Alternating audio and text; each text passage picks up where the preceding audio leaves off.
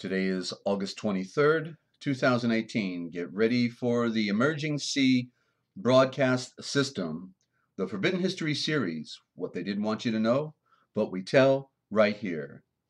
Do tell your friends, won't you? And good morning, Lynn. Thank you for your heads up. We now interrupt your normally scheduled programming to bring you this very important deprogramming program. And special thanks to YouTube.com for hosting the Forbidden History series. Please note that the following views and opinions expressed in this program are not necessarily the views nor the opinions of the Master Force Group, YouTube.com, Free America Radio Network, our sponsors, our partners, and MFG is a private society, and nothing here is ever construed as medical, hate, nor legal advice.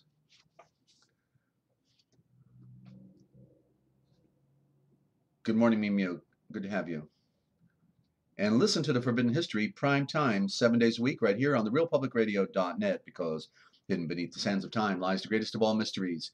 It's the Forbidden History. Unearth for yourself the secret truths that lie hidden just beneath the surface below our feet. What is it that the powers that be do not want you or I to know?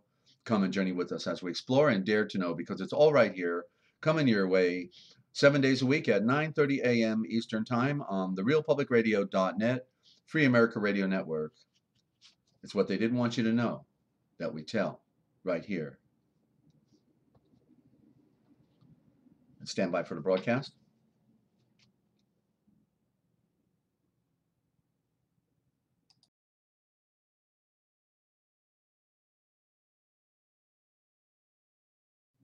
And good morning, y'all love.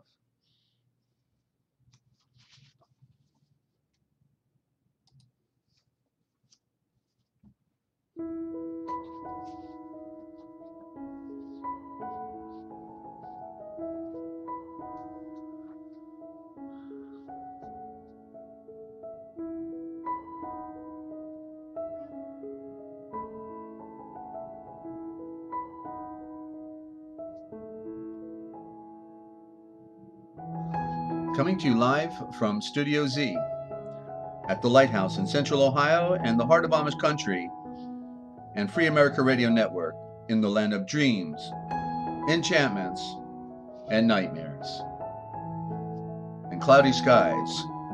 It's the Forbidden History series, the great lies of history, the ABCs of light, symbolism, book reviews, Yah love, the original gospel, the history of the church, and the piracy of words, the words that they killed us with, and the words that they killed, ladies and gentlemen. It's all right here. We are the deprogramming program, because somebody's got to do it, you know? Because it is the battle for the mind. And as you know, the truth is light, but ignorance is darkness, and it's emptiness. There's nothing there. Ignorance. And we're going to learn a little bit more about ignorance today. And these are the great antagonists, the one against the other.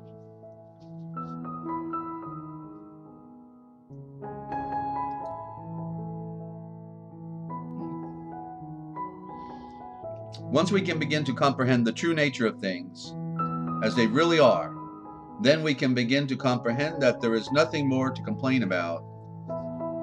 As they say, it is what it is. And we just have to learn how to make lemonade out of lemons, ladies and gentlemen. And you don't know what you don't know until you listen in. Right here. It's the great truth unfolding. But if you don't know where you're going, then any road will get you there. Hello, Lydia, out there in Ireland. Another Greenland. For of all things that great civilizations can create, the only thing that they cannot create is light.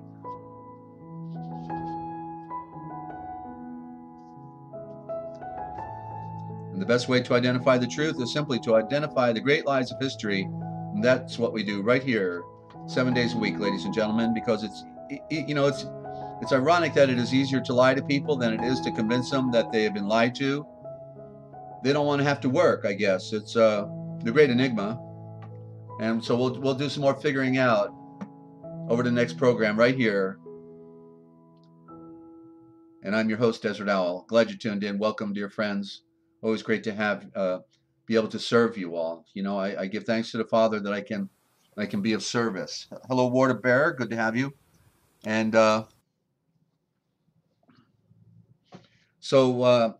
in the beginning is the Word, and the Word is Shavor.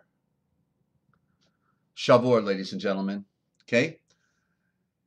And the Shavor is Yavohe. It is the royal center, the Savior. The shower, the sower, the flaming sword. It's all of those things and more, ladies and gentlemen. And I guess, Waterbury, you're asking, what's a baby? That's a citizen of Babylon, right? Okay, could be. I think the joke's on us, don't you? And good morning again. Yeah, thank you. Good to have you. And so we'll make sense out of it right here. And it's an amazing world that we found ourselves in. We were tiny and we thought, gee, life is rosy. Look at those blue skies and puffy clouds and mom and apple pie and Chevrolet. Of course, that's in the U.S. of A., but over in Ireland or somewhere else, it could be a whole different way of looking at life. But or those Irish eyes are smiling or whatever, you know. But then all of a sudden one day we got smacked upside the head and said, hey, what was that all about? Wait a minute, my ears are ringing. Hang on. Let me pick myself off the ground and recover from what just happened. And then we find out that basically it's another world. It's a world of illusions, a world of deception. And I mean, look what happened to Volshaf, Joseph, okay, in Mitzrayim, not Egypt. Mitzrayim, I got to say this all the time now because I got to tell the truth and stop repeating a lie. And how do I stop calling, you know, Egypt Mitzrayim, or, you know what I'm saying? How? When everybody's going to be coming in, they're going to say, what's this Mitzrayim stuff? I don't get it.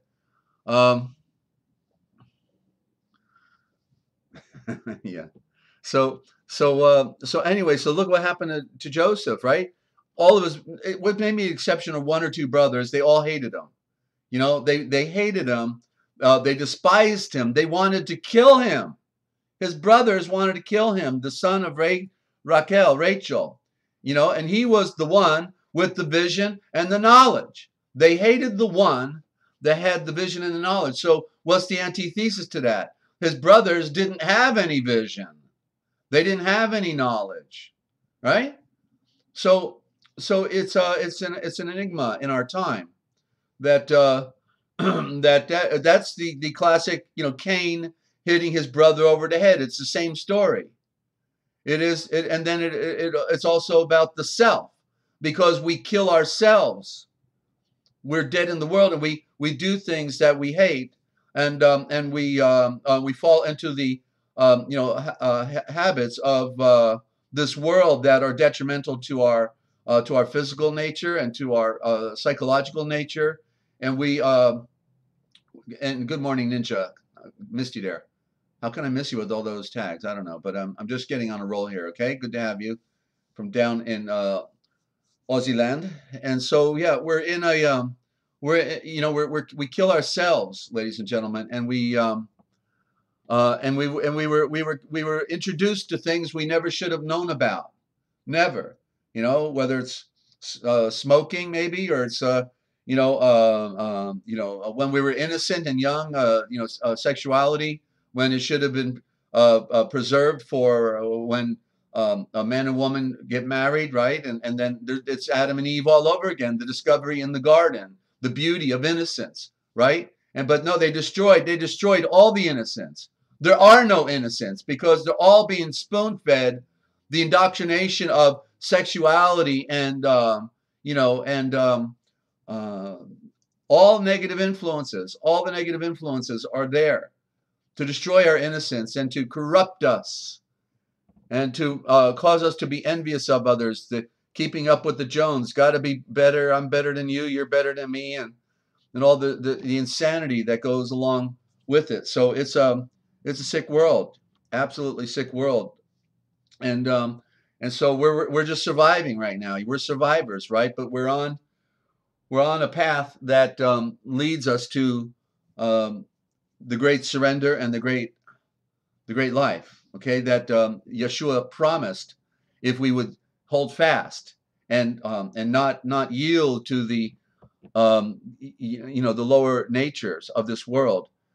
So and we are going to have a read later on. We started yesterday with Yah Love, and she did such a wonderful read of the original gospel. I got some wonderful reviews, and thank you for all the feedback that you friends give. And so and it actually gives me a break at the same time. So I'm welcoming it, because then I can just go a little bit further. I have more material that I want to cover in a day, and basically, we don't know if we got till the end of the world. You know that, right? But hopefully we got a little longer. But if they destroyed the ozone layer, then all vegetation, all plant life, all animals, the sea life, everything is going down. We see it. It's not tomorrow. It's happening. It's been happening.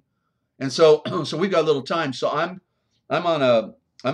cramming the most important literature that we could possibly produce, okay, on the program to just help you have a better foundation for those of you who hadn't had the benefit of deep reading. You got diverted, or you were a slave. You were working 9 to 5 and didn't have the benefit, right?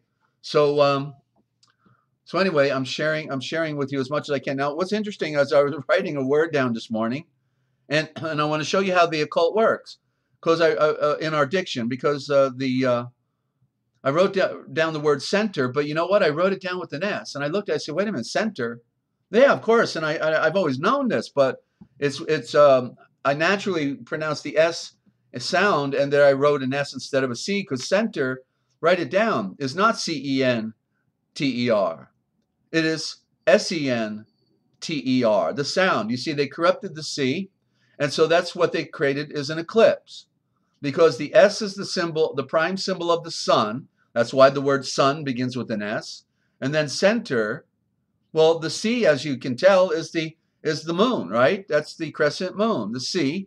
And so they replaced the symbol of the sun with the symbol of the moon, the symbol of darkness. There's your black sun again, right in the word. You see, I'm not crazy. They're crazy. they're psychopathic crazy. They hate the light. So here again, they pull a switch out. Sen is now Ken, if we pronounce the C correctly. So, okay, Ninja is requesting prayers for Barb, and so please consider Barb down there near Tucson, okay, in your prayers. She's also got the 5G going on there, and she's feeling it, okay? So, yeah, definitely put her in your supplications, friends, okay? So anyway, just a little example how in the words, it's an occultic trick, okay? It is an occultic trick going on. So, and anybody that wants to call in with a great life history or words that kill, or you're just trying to define something, then feel free to call at 608-566-7295, 608-566-7295.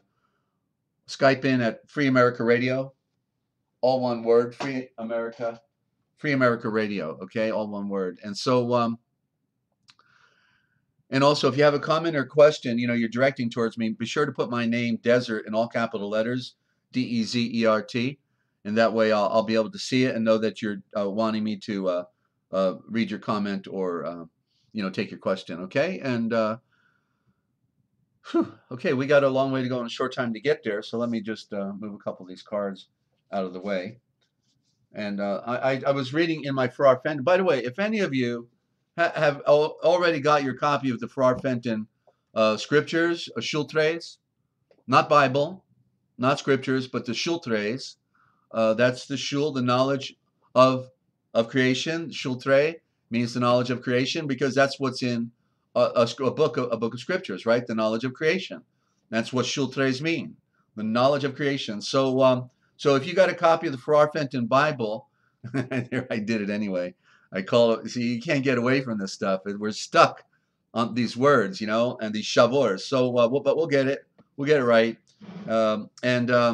So, Farrar Fenton, if you got a copy, I'd love to know what you think of it. If you, if you got a question about it or an impression, anything like that, I'd love to have your feedback. It is the most important transliteration of the scriptures in our modern time. And so I have a read out of here, just a little short one. That was my read for this morning, and I just thought it was right on for our program today. Let me give myself a little light. See, we always need light when we have to read, right? Okay. And this is out of Ishayah, which is Isaiah, Ishayah, and it is in chapter 55, starting verse 6. But this is where Ode 49 begins through verse 13. So Ode 49. So what Farrar Fenton discovered is that actually Ishayah is a series of odes and poetry, in essence, okay, following an ancient tradition. And so he's the only one that got it, and he properly labeled the different sections with their titles. Like the one I'm going to read is Ode 49 out of Ishayah. It's an exhortation to seek Yahweh. So to find the Yahweh, seek the one of the many, call on the one of the many while near. Let the wicked leave mischief, the lustful his thoughts, and return to the Yahweh. And then the eye he will find pity, and come to our great Elohim, whose forgiveness is great as the sun, ladies and gentlemen, as great as the sun. For my thoughts are not like to your thoughts, and your ways are not mine. Breathes the Yahweh. For as high in the eye of the return as the cosmos rises over the earth, so my ways. It says heavens here, and that's a code, and it could be also that as high in the eye of the return, the sun rises over the earth. That's probably it. So my ways rise up higher than yours. See how the illustration is destroyed? And my thoughts are thus higher than yours. For as rain and snow fall from the skies and return not, but moisten the earth, make it bear, and produce and grow grain, and food for the farmer to eat. This is the nature of my shavor, my word, that proceeds from my mouth. And it returns not in vain, but I will do what I wish and effect what I sent it to do. And he is coming for a harvest, but only of the pure. So with joy you must march. That's the joy with enlightenment. It's got a capital J, but joy is a code for enlightenment. So it's, we could say, so with the joy of enlightenment, you will march, and by safety be led. The hills and mountains before you burst out into song. All trees of the field clap their hands. Talk about visions. Instead of the briar will spring up the cypress. The briar being the thorn bush. In place of the bramble, the myrtle will grow and be the flame for Yahweh, a fixed beacon forevermore. And there you go, a little bit out of Ishayah. And want to welcome any new listeners to the broadcast. Hope you're telling your friends about the broadcast, ladies and gentlemen. After all, you wanted to know, right? And later on, we'll also be doing a read out of chapter 9 now of the original gospel that I read, the one that I'm transliterating to bring in one epic story of the Mashiach into one taking in all the fragments of the lost writings. Okay. So and hello, Duck, deplorable Duck, good to have you. And according to Hillary criminal Clinton, I hate even mentioning the name, but she did declare we were all deplorable, right? Of course. And I don't know what that makes her to be. Whew. But yeah, we're in a sick world, ladies and gentlemen, where people love the annihilation of others. They have no problem annihilating other people, you know. And these are the so-called leaders, right? The ones that everybody looks up to and bows down to. I can't get over it. I never voted, ever in my life, and because I intuitively knew they were all liars. I didn't know, the bigger picture. I just knew they were liars, and I wasn't going to participate in the charade. And I went inward, seeking the light of my Redeemer. I was too busy trying to focus on myself to overcome, what my parents did or didn't do for me. Thank you, Desert, for creating light, that He shines His grace and silence all distraction. Thank you, Lynn, also for your heads up and always for being here. Good morning, Jenny. Love having such wonderful people stop by. And by the way, the B's are a code. It's actually AVA. If you go back on one of the programs, it's the AV are the first two letters of the alphabet. And the V is hiding in the letter A if you look at that. But we have a program right in the beginning. I think in the first 2 weeks, if you went back to June 21st and worked forward, you'd see about the AB versus the AV. It's just like Abraham is Avraham, and okay. And I also talked about Yeshua as well, Jenny. But nonetheless, I started out with Jesus, and I moved forward. At one point in my life when I realized that, wait a minute, this guy in the Old Covenant, I'm reading about Joshua in the Old Covenant, and I'm saying, gee, he looks like a character type of our Redeemer, and then all of a sudden I got the picture. Yeah, Jesus is, in the Greek, and there's Joshua, and then still little by little I learned, okay, there's no J. A J is only like 200 years old. It's a corruption. It's a code, and it's a hook. They want us on the hook, and it's a cultic. So there is no J. But then, okay, so it's Yahshua, and then, and little by little we go further.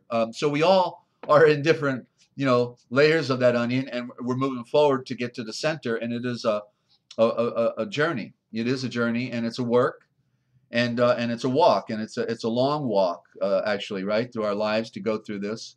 So anyway, yeah, I have some presentations on the names, the sacred name, and also on the name of Yeshua, and all the variables, and I explained them. But George Howard went into that dissertation on Yeshua in particular, who gave us the Hebrew Gospel of Matthew. Okay, so I'm going to do a read now from the Nag Hammadi.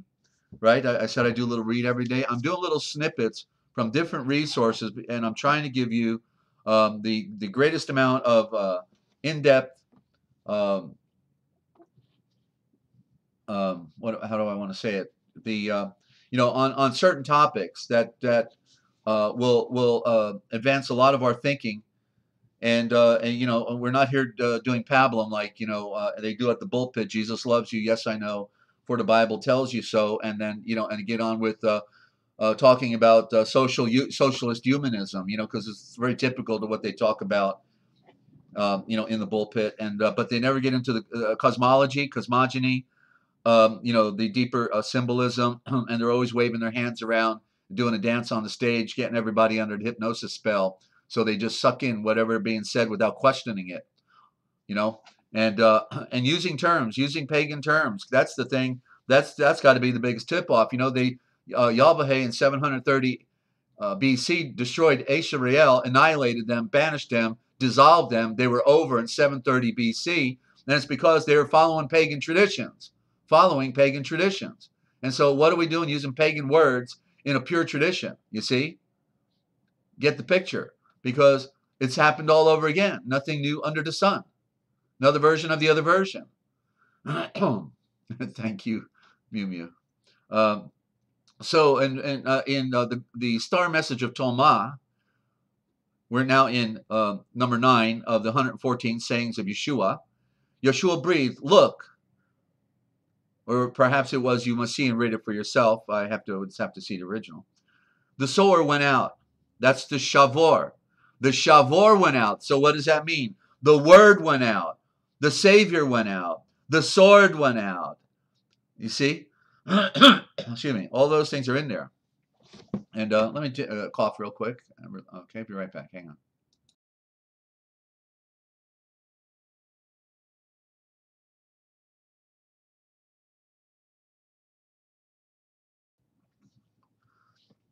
Yeah, and now I'm having something a little more stronger than water, Jenny. Thank you. But and water is V-atter. It's the letter V, and the adder is after. You know, the adder is a serpent. So the water is the V-atter. There's your serpent again. Excuse me. All right, I think I can do this.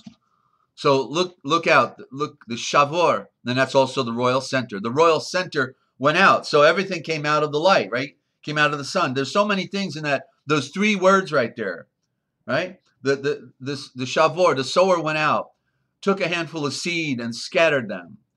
And some fell on the road, and the birds came and picked them up. Others fell on rock, and they did not take root in any soil, and therefore did not produce any heads of grain. Others fell near the milk thistle and thorns, and they choked the seed, and worms then devoured them. And others then fell on good soil, and brought forth perfect produce. And it yielded 60 per measure, and 120 per measure. And we have that particular parable in our regular scriptures, and they should be compared, because when you compare them, then you really get the full blossom of the original. And that's the thing, that these things have been tampered with, and or mistranslated, but certainly tampered with as well. And so now we're in the Star Message of Truth. I told you I was going to read one section out of the Star Message of Truth, aka the Gospel of Truth, every day, because this is a powerful, look, it is called the Gospel of Truth. What do you think? It's got something powerful to say in here. This is a power book, and they've demonized the Nag Hammadi so bad and mistranslated it on purpose, although Mayer did a better job. Mayer, I think he was a little ticked off what Robinson did with the first edition that came out, and so he did a far better job. And so now we can compare and get a better picture, and footnotes as well. And okay, so this is the second section now. Ignorance brings error. No kidding. Ignorance brings error. So all creation have sought for the one whom they have come forth, from whom they came forth. Okay, let me try that again. All creation have sought for the one from whom they came forth. Well, at least we wonder about it, right? I don't know if people pursue it beyond that. All have been within him. All are in him, okay? As Yeshua taught us. We are all in him. And Paul said what? We are all in him. We move in him. We move and have our being. We breathe, right? The atoms are in the air. We're breathing them in. They charge us with life. Okay, so all are within him, but they cannot see him. The illimitable, the inconceivable, who is beyond all natural thought. But ignorance of the Father brought terror and fear, and terror grew dense like a fog, so that no one could see. This is how error grew very powerful. That's probably why there's no end to war. She worked on her material substance in vain.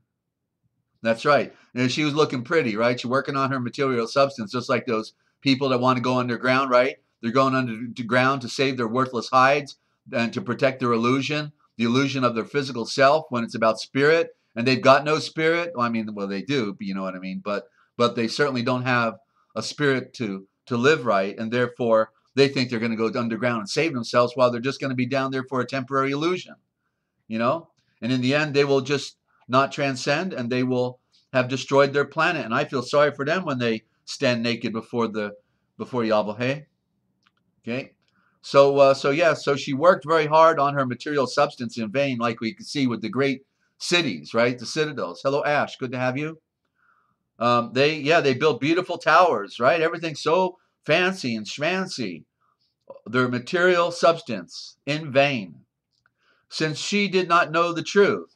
Now, she is the metaphor for the woman being creation, matter. Since she did not know the truth. Now we're talking about the blind goddess, the Olaf Haim, in the the abbreviated form Elohim, and that's the blindfold on the woman in front of the courthouse holding the balances in her hand, right? She's holding balances. She's going to dole out your pay and justice, just ice, of course. They put you on ice, but she's got a blindfold on. So they admit that their goddess is blind, meaning that then they have to be blind. If their goddess is blind, then they're blind. Okay? So she did not know the truth. She assumed a fashioned figure and prepared with power and in beauty a substitute for the truth. A substitute for the truth. Yeah, very pretty. That woman is very beautiful. That Columbia, right? Statue of Liberty. She's Columbia Records, Columbia Pictures, Columbia, British Columbia, Columbia, District of Columbia, Columbia, South America, Columbia, right? The two columns. That's by Columbi.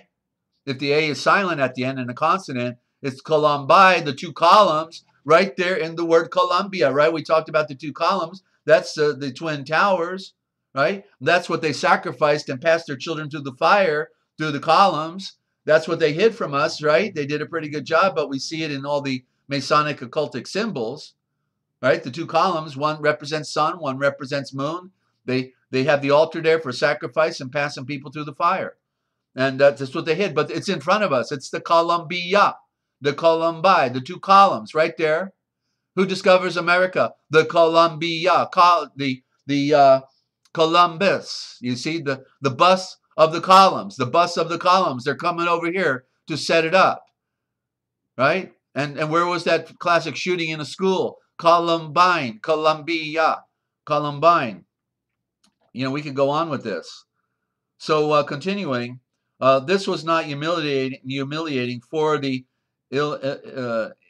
illimitable, inconceivable one. This was not humiliating. In other words, it wasn't to take anything away from him, from his greatness. No.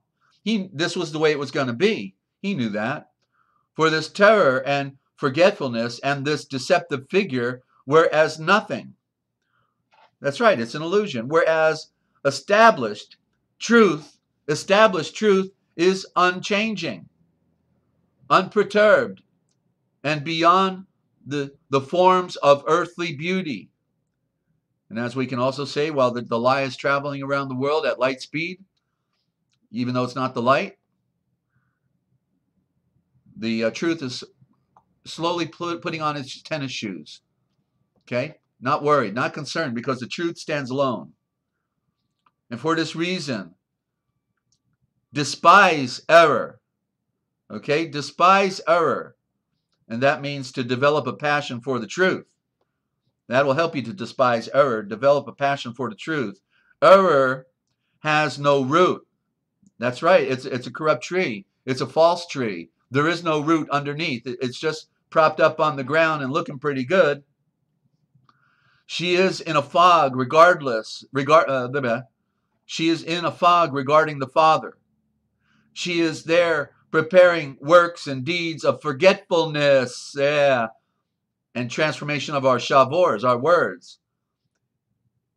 And let me try that again. She is there preparing works in deeds and forgetfulness and fear, in order by them to attract those of the earth, to take them captive. Oh yeah, modern day slavery. That's what we got. Modern day slavery. The grand deception, the grand illusion, the forgetfulness of error is not apparent. No, because they gave us cake and they said, this is all you got. Here's your God, right? That's what they said in the wilderness. Let this be your God, Esharayel. Right? They made a beautiful golden calf. Big and powerful, looking good. Yeah, the strongest creature on earth from that standpoint, next to an elephant. It is not a product from the Father. Okay, error. This forgetfulness of error is not apparent and is not a product from the Father. Forgetfulness did not come into being from the Father, but if it did come into being, it is because of him. And in spite of him, we should add, right? Because the occult hate the Father. That's why they only embrace the Mother and have rejected the Father.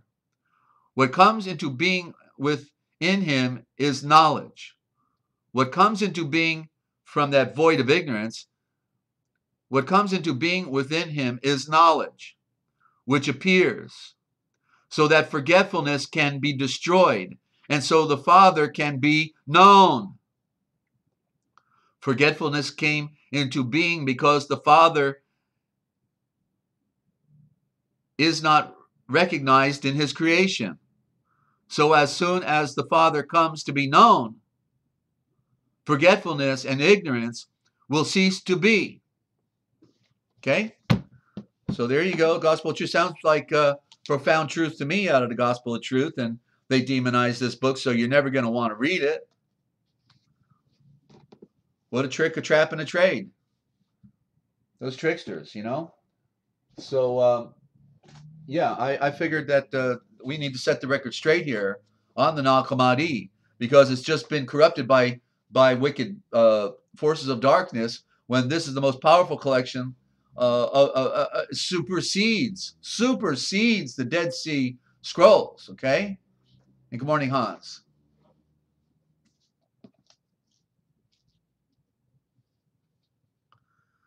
So I'm in the Dictionary of Symbols by Sirlot.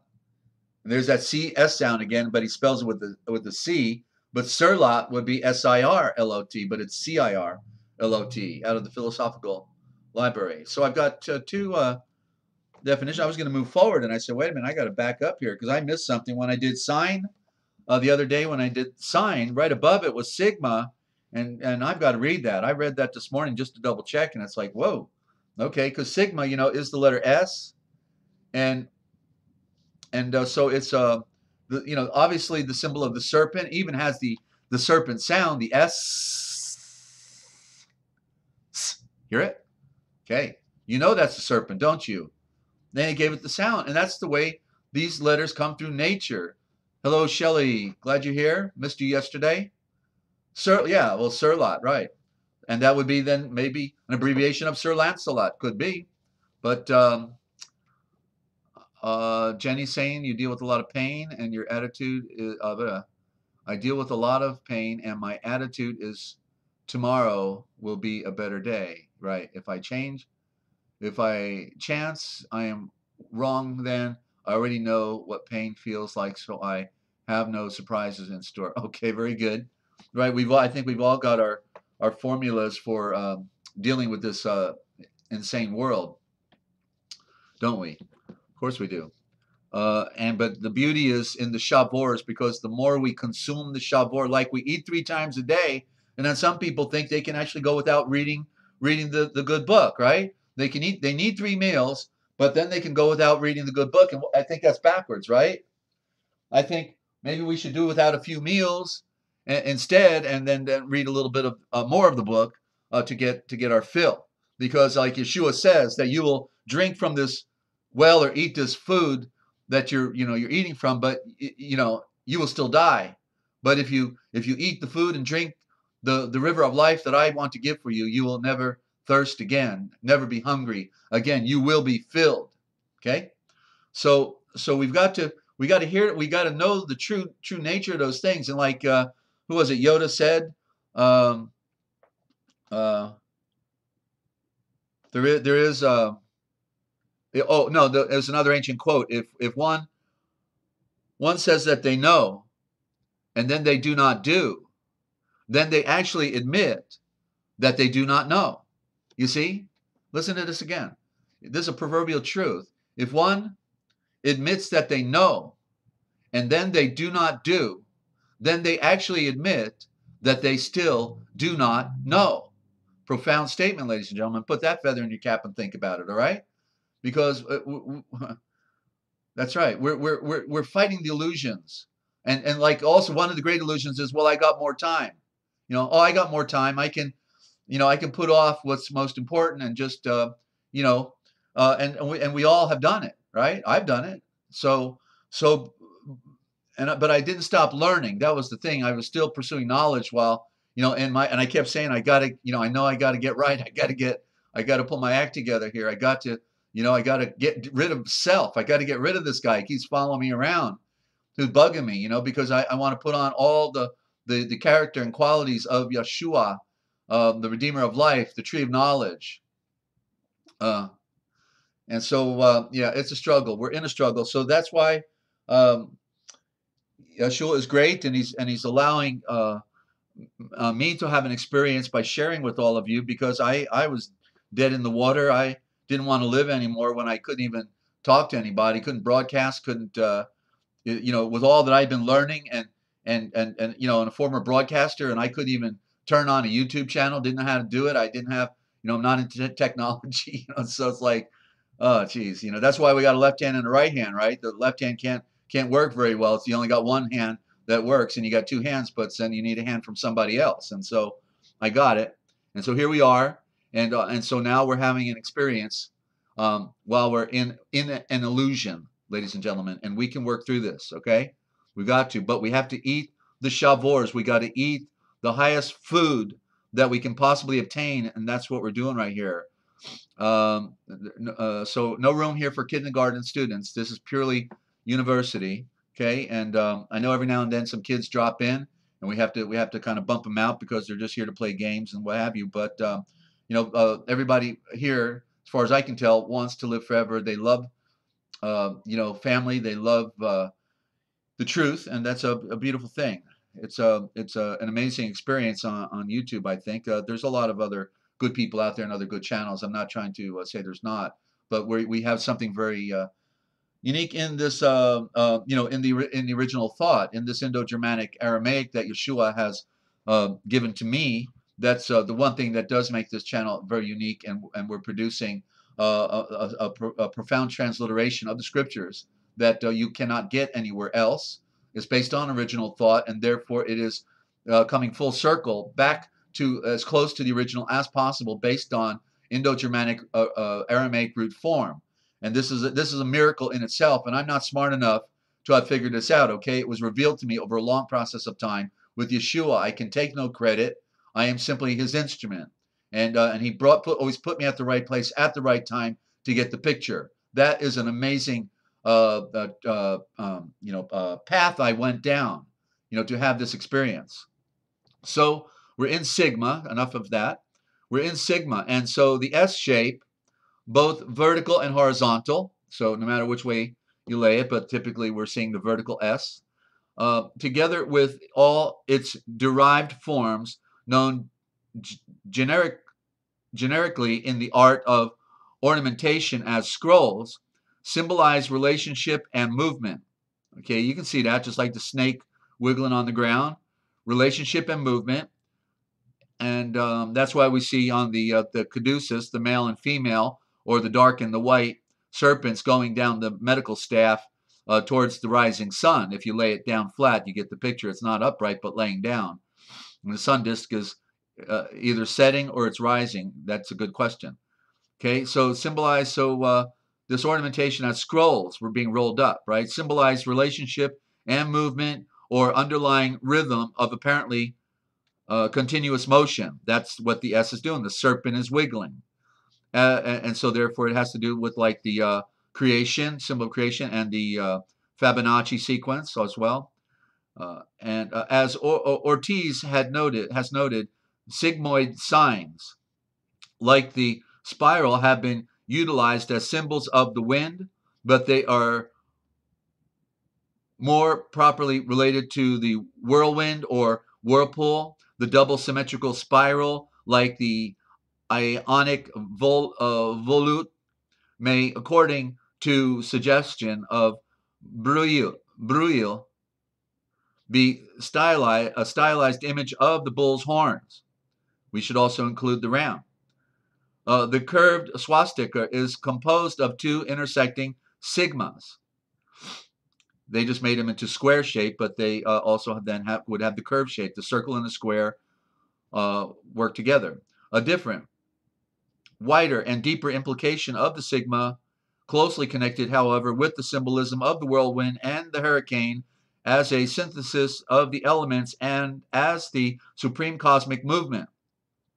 Everything is serpent. There you go. Everything is serpent. That's what I've been saying. It is afforded by Schneider's suggestion that the sigma, especially in its vertical position, is a representation of the stream winding its way down the mountain side, the mountain valley, and so constituting a characteristic symbol of the valley mountain axis, or earth heaven, or in other words, hieros gamos. The further suggestion that the S shape seems to be formed by the waning moon plus another waxing, both together. There's the waning and the waxing of the crescent moon in the S, and we talked about the C eclipsing the S as well, and so it's interesting that it does that. The symbols for the two alternating phases of the evolutive and involutive processes which govern the sacrificial relationship of the earth and heaven. He follows that this is the explanation of the frequency of the sigma in primitive ornamentation. Okay, the frequency. And I just need to turn on some air, and then we'll get into one more definition here.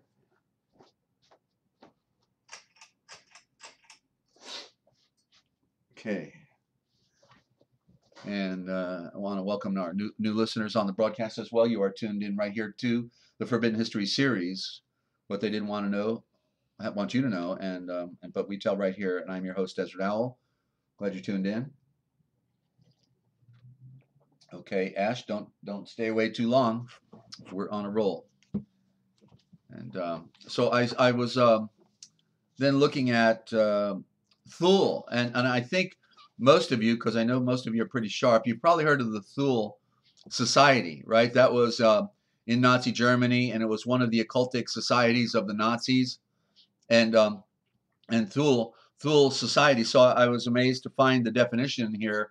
I had read it about a year ago or so, but I thought you'd want to hear it today because there's a lot going on with that word. It's an occultic term, and if right on the surface, you know how I talk about the battle of the D and the T, and that they are twins, but one is light and one is darkness, right? Obviously, the D is darkness, and the T is the symbol, also a symbol of darkness. It's called the black sun, but it leads us to the light. It's about the destruction. The T is a symbol of the destruction of the flesh, so it leads us to the light. The T is a Celtic cross. It was the first navigation instrument, the cross, and then a circle going around it. You see it on the gravestones in Ireland. That's the Celtic cross. You put 300. You put notches on the circle. Then you put a nail right in the middle of the cross, right where the cross comes together, in the middle of the circle and of the cross beams. And then you put a plumb bob on it,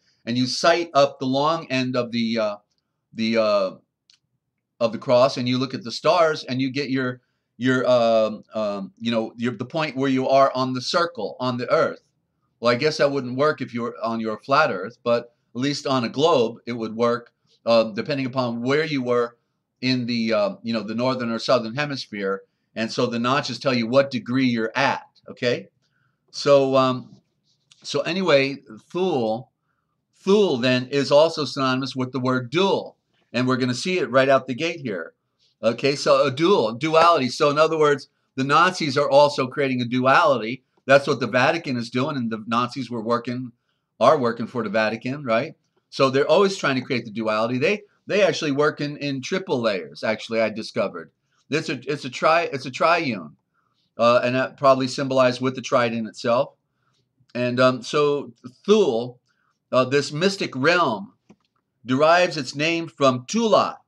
And just the other day, we talked about the tulips, right? And so there's the further evidence about the duality, because Tula implies, two, and what it implies also is two lights. Tula, la is potentially light. It's missing one letter, the Y. Be the Tule. Tule would then be two lights, and two, is not spelled with a W. Take a look at it. Is that a W? Where do you get the W sound from in TWO? Twa? Two? How do you say that? Two? You see why foreigners, when they come over here, they say English is pretty hard to learn? doesn't make any sense because it would be 200. 2 is 200, and there you got 2 circles. So obviously it's 2, right? 2 circles, 1, 2. So look at the symbol. You see they destroyed the symbol. Then they gave us double vision with the TWO, and that's a story for another day, okay? Because I talk about that, and I break the code on that. And I broke the code of the numbers 20 years ago, thanks to Yeshua's enlightenment. He broke it for me, I guess you could say. And tip 2 through the tulips, Mew Mew. Tip 2. Okay, you got 2 toes, right? Tip those 2s. All right, never mind. So the mythic realm derives its name from Tula, the Thule society. Tula, or the peerless. The peerless, that's an interesting term. Oh, the peerless land. Okay, what that means is the invisible land. Okay, you can't look at it, sorry. Which Gilnan considers more ancient than Paradesha, or paradise. Okay, more ancient than paradise. Well, how can you get more ancient than that? And of course, this is just part of their folklore or their mythology here, but it's telling you something, right? It is found in many other tongues, from Russia to Central America. In Sanskrit, Tula could be Tule, meaning 2 lights, okay, but then one would be dark and one would be light, right? There's your duality. There's your 2 columns again. The Tula signifies scales, okay. Well, you know that there's 2 on scales, right? You got a left scale, you got a right scale. And so one's going to go down and one's going to go up. You can't have them both go up, can you? See, so much symbolism right here. And so there's your Tula, your Thule. So the duality, one's looking good, other one's not looking good. It was good for the Nazis, but it wasn't good for you, was it? Wasn't good for the people of Europe, wasn't good for the people that went and fought the battles. Okay, so in Sanskrit, Tula signifies scales and is related to the zodiacal sign of Libra. But there is an ancient Chinese tradition which suggests that the antique scales were related to the Great Bear. This would seem to point to the conclusion that Thule is identical with the polar regions. That is, with the center par excellence. Thule has also been called the White Island. Now it's starting to get into the Aryanism. Okay, and also potentially the sun or a star. But that's what the Aryan represented as well. So it probably means both. Therefore, Thule has also been called the White Island, identical. And what did we say about island? That every man is an island, right? We got that right out of our scriptures. Every man, Shultres, every man is an island. Identical with the White Mountain then, or the symbol of the world, as well as with the Blessed Islands of Western tradition. Gilnan has also mentioned that whiteness, and think about Washington D.C., right? All white.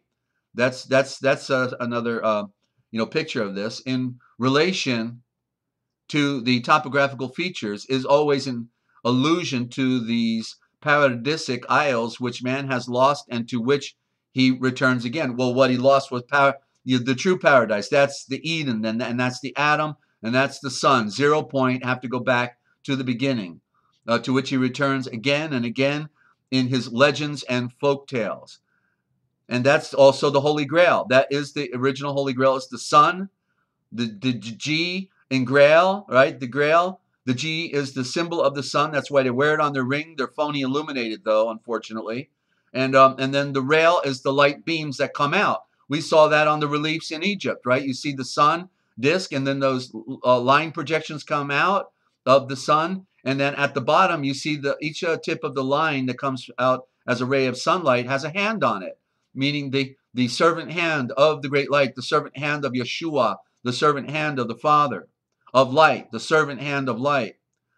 Guion also adds that Latin albus, which is white, also known as alba, corresponds to the Hebrew Lebana, and that would then be Lebanon also. So Lebanon has some implication of being white, signifying the moon, and points to the examples of Albania, Albion, and Alba Longa as places signifying whiteness. The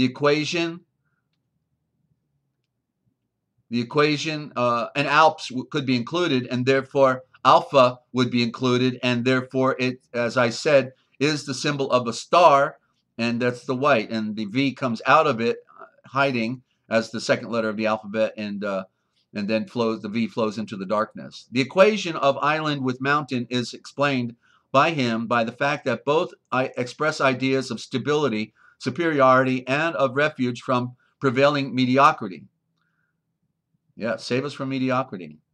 The island rising unscathed in the center of the swirling ocean. That's supposed to be us then, symbolic of us, representing the outer world, the sea of the passions. Okay, well, then it could also be one that's fallen into the flood, corresponding to the biological symbol of the mountain as the Mount of Salvation, which towers above the transient stream of forms. Okay, and then I had this other one with thunderbolt, too relative, to a primary thought and definition. Okay, so what did I just do here? Thunderbolt. The thunderbolt or lightning is celestial fire as an active force, terrible and dynamic. The thunderbolt of Parabrahman, the fire ether of the Greeks, is a symbol of the supreme creative power. Jupiter, Jove, possesses this attribute by also known as Jehovah, because that is where it comes from. The Greek, Jehovah is Jupiter and Jupiter is Jove, by Jove. Jupiter possesses this attribute by way of emphasizing his demiurgic nature. Okay, demiurgic. There's your demon, because it's just of a psychological or physiological deformation in creation. At the same time, that flash of lightning is related to dawn, the sunrise, and illumination. That's the sunrise. Because of these parallels, lightning is connected with the first sign of the zodiac, symbolic of the spring principle and of the initial stage of every cycle. The thunderbolt is held to be an emblem of sovereignty. And then you could think about the two lightning bolts on the SS stormtroopers, right? The SS, okay, they're claiming themselves as sovereign under the sovereign Vatican, under the sovereign Brahmin priesthood. The winged thunderbolts expressed the ideas of power and speed. Jupiter's three thunderbolts symbolize chance, destiny, and providence, the forces that mold the future. In the majority of religions, we find that the Godhead is hidden from man's gaze. The Godhead is hidden from man's gaze, and then suddenly the lightning flash reveals him momentarily in all his active might. This image of the logo, or logos with an S, it's spelled with an S here. This image of the logos, there you see, they didn't tell us the image of the logos in our scriptures when they gave it to us in the Greek, right?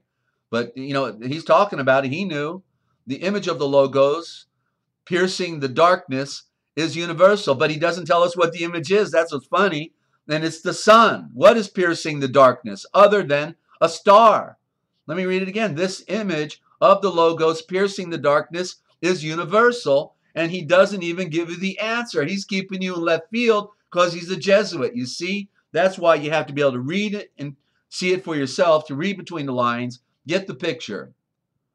The Varya, the Tibetan symbol for both thunderbolt and diamond, is also connected with the world axis. Those are the poles. But if the cross or crucifix, the steps and the sacrificial stake are all symbolized of man's longing for the higher world, the thunderbolt expresses the inverse, the action of the higher upon the lower. It is also that which is above coming down to what is below. It is also related to the glance from the third eye of Shiva, the destroyer of all material forms.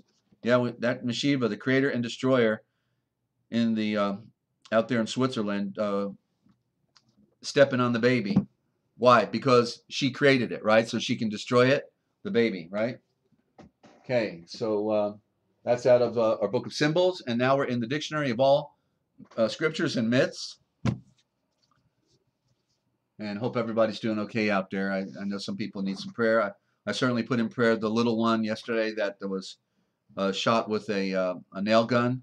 I used to work with nail guns. I never shot myself, but I sure never wanted to be. So I hope our prayers have eased some of the pain and suffering of a little one out there. And so where are we? Okay, that's not it. Where did I want to go? Stand by. Okay, I was gonna really read something today, and I I think I mismarked my page. Did I? No, I didn't. Here it is. Okay, very good. I don't know what that's there. I'll just pull that out. Okay, so I wanted to read Mental Plane. I couldn't move out of M without reading this. This is really good. I need a little more light, so hang on. After all, you are on the mental plane, aren't you? I mean, that is your most active part of your being, right? Even when your body sleeps, right? Your mind is still ticking, right? You're dreaming. Okay, wonderful, Mimi. I hope our prayers help. His name is Dakota. Okay, good name, Lynn. Love that. And may Dakota recover well.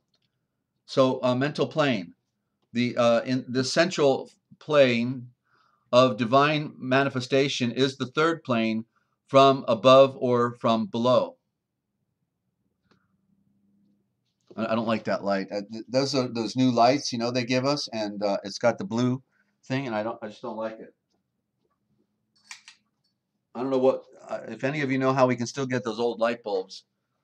You can pass that information on because it's going to be a problem in the future. I think they've really done a number on us, haven't they, ladies and gentlemen? They turned our lights out. Okay, so I'll read this again. This central plane of divine manifestation is the third plane from above or from below. It is the plane of creation of the forms of the lower planes. Well, certainly, yeah. Everybody, how did civilization get created? Right? It started in the mind of men, right? Started in the mind of men. Everything starts in the mind. So, how did the universe come to be? It started in the mind of Yahweh, right? So the prototypal ideas emanating from the planes above take form in mental matter on the mental plane and are from thence projected outwardly onto the astral and physical planes. In other words, the mental forms are re-embodied. The mental forms are re-embodied on the lower planes in the matter of the planes, or in the physical forms of the plane, thus constituting the material universe. But from the fact of the interplay and conflict of the forces on the lower planes, the ideas often become obstructed and distorted in their course outwards, so that the result on the physical plane is anything but perfect. And that's where the chaos comes in, ladies and gentlemen, because of the improper mixing of things within our world. There's a mixing going on, and so we see perfection, but we also see chaos and disorder, right? This applies, and that's the battle again. That's the duality, because it's about perfection, but we see more of chaos. But yet, aren't they perfect in their chaos, right? Weren't they perfect when they designed the destruction of the World Trade Center? Wasn't that perfect? They are perfect. The occult are perfect, and they take pride in it. You see, perfection in chaos, order out of chaos, chaos out of their order.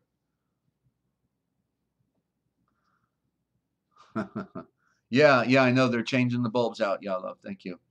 Okay, but so where was I here? So the physical plane is anything, but this applies to animal, vegetal, and crystal forms, which are growth from within outwards, but not, of course, to accidental or constructed formations, which are the result of fracture and movement from place to place. The mental plane, like other planes, is atomic in its structure, transmitting vibrations from which are far more subtle and rapid than those occurring on lower planes. No doubt. That's like just a smaller animal has a faster heart rate, right? That's why they have shorter lives. Their hearts are beating faster. So that illusion is coming and going quicker. The mental plane. Let me see. I don't want to make sure. I want to make sure I didn't miss anything here. Let me try this again. So, but of course, to accidental or this applies to animal, vegetal, and crystal forms, which are growths from within outwards. Growth from within outwards, but not, of course, to accidental and constructed formations, which are the result of fracture and movement from place to place. The mental plane, like other planes, is atomic in its structure, transmitting vibrations which are far more subtle and rapid than those occurring on the lower planes. The extension of the mental plane through space is proved by the facts of telepathy. It is also proved by the spatial images in our own minds. If we imagine a triangular shaped object, we perceive its dimensions in space on the mental plane. We are almost constantly creating thought forms which last for a time and then dissipate. Spirit thought, emotion, desire, force cannot manifest without the matter of the planes of being. A philosophy which overlooks the primal duality of spirit and matter is lost in vagueness and delusion. A philosophy which overlooks the primal duality of spirit and matter being lost in the vagueness and delusion. So that's what we were reading about before, about, could not identify with the Great Father, right? Could not, because we come into this world and they're not telling us the truth, so we never get the picture of our true nature, right? And then this is an interesting one. I don't know if I should read it or not. Let's see here. Mental sheath, the mental sheath or body of the human being. This is worth, I think this relates to everybody, right? This is the instrument of the spiritual ego on the lower mental plane. It's formed, the sheath would then be the body, of course. Yeah, the body or the body. Yeah. This is the instrument of the spiritual ego on the lower mental plane. It is formed of mental matter as a vehicle of thought and will. Thought is expressed in forms of thought, and the limitations and images in the mind are constructed of mind stuff or mental matter within the mental body. Thought restricted to a particular ego, as is the case with mankind, is necessarily limited by the forms of matter obtainable in the stage of development at which the ego has arrived. Perception contains all the elements of thought, of imagination, conception, reasoning, remembered images or ideas, and new precepts which will reinforce or alter the old images or add new ones, constitute the materials of all intellectual operations. Memory, reasoning, imagination are acts which consist in ultimate analysis of groping and coordinating images, in apprehending the relations already formed between them, and in reuniting them into new relations. Binet. When general and abstract terms are brought to the assistance of the mind, thought is still imagination. The names instead of images, with names instead of images, or we could even imply false names, false narratives, therefore even creating false images. Yet even then the mind employs memory, images which are images of those names. A.E. Crawley, The Idea of the Soul. Continuing, I just need to get a little more light on get some natural light. Oh, we don't even have natural light outside anymore, do we? I just said I want to get some natural light, and I realize it's not natural. Jeez. What a world we are in, Mr. and Mrs. Smith. Okay. We only get our conceptions of space and matter from images in our minds, which images must be material, or they could not give us the conceptions we have of them. Forms take up space and processes qualities, and these are all mental to our consciousness, which is in the mind and not on lower planes.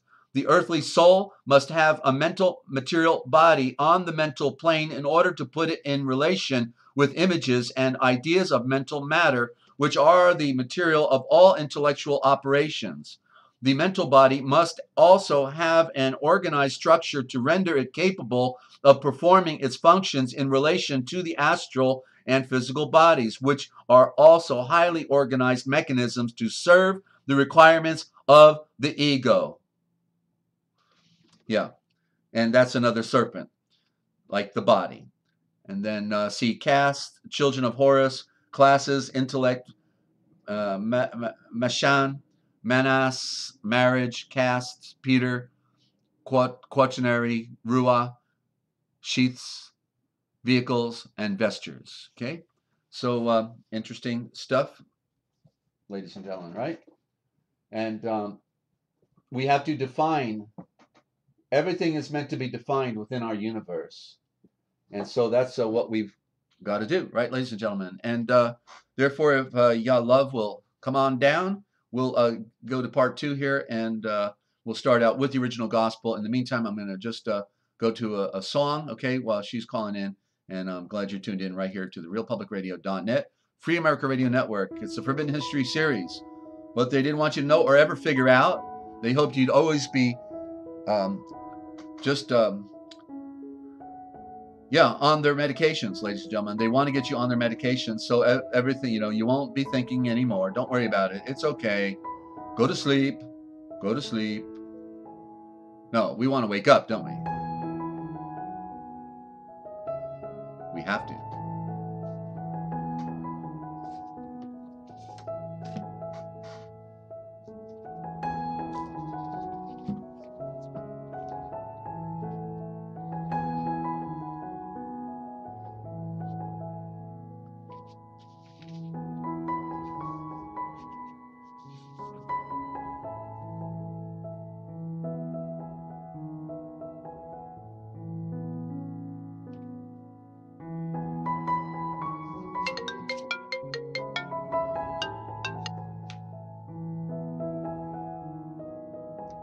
Stand by.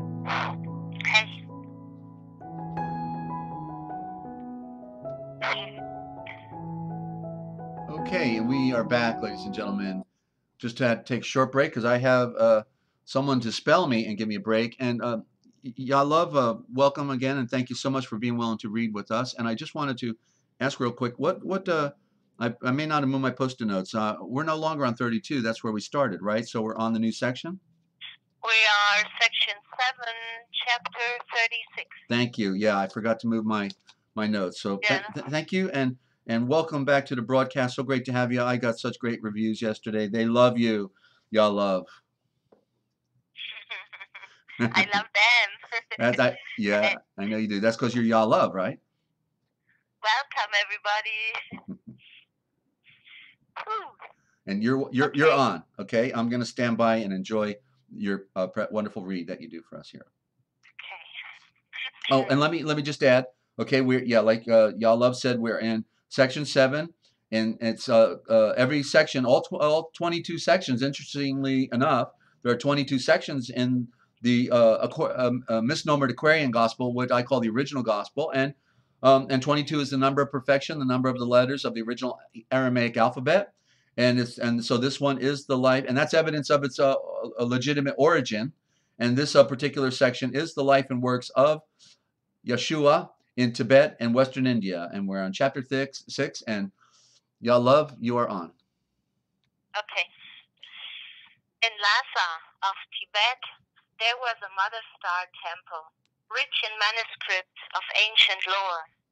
The Indian sage had read these manuscripts, and he revealed to Yeshua many of the secret lessons they contained. But Yeshua wished to read them for himself.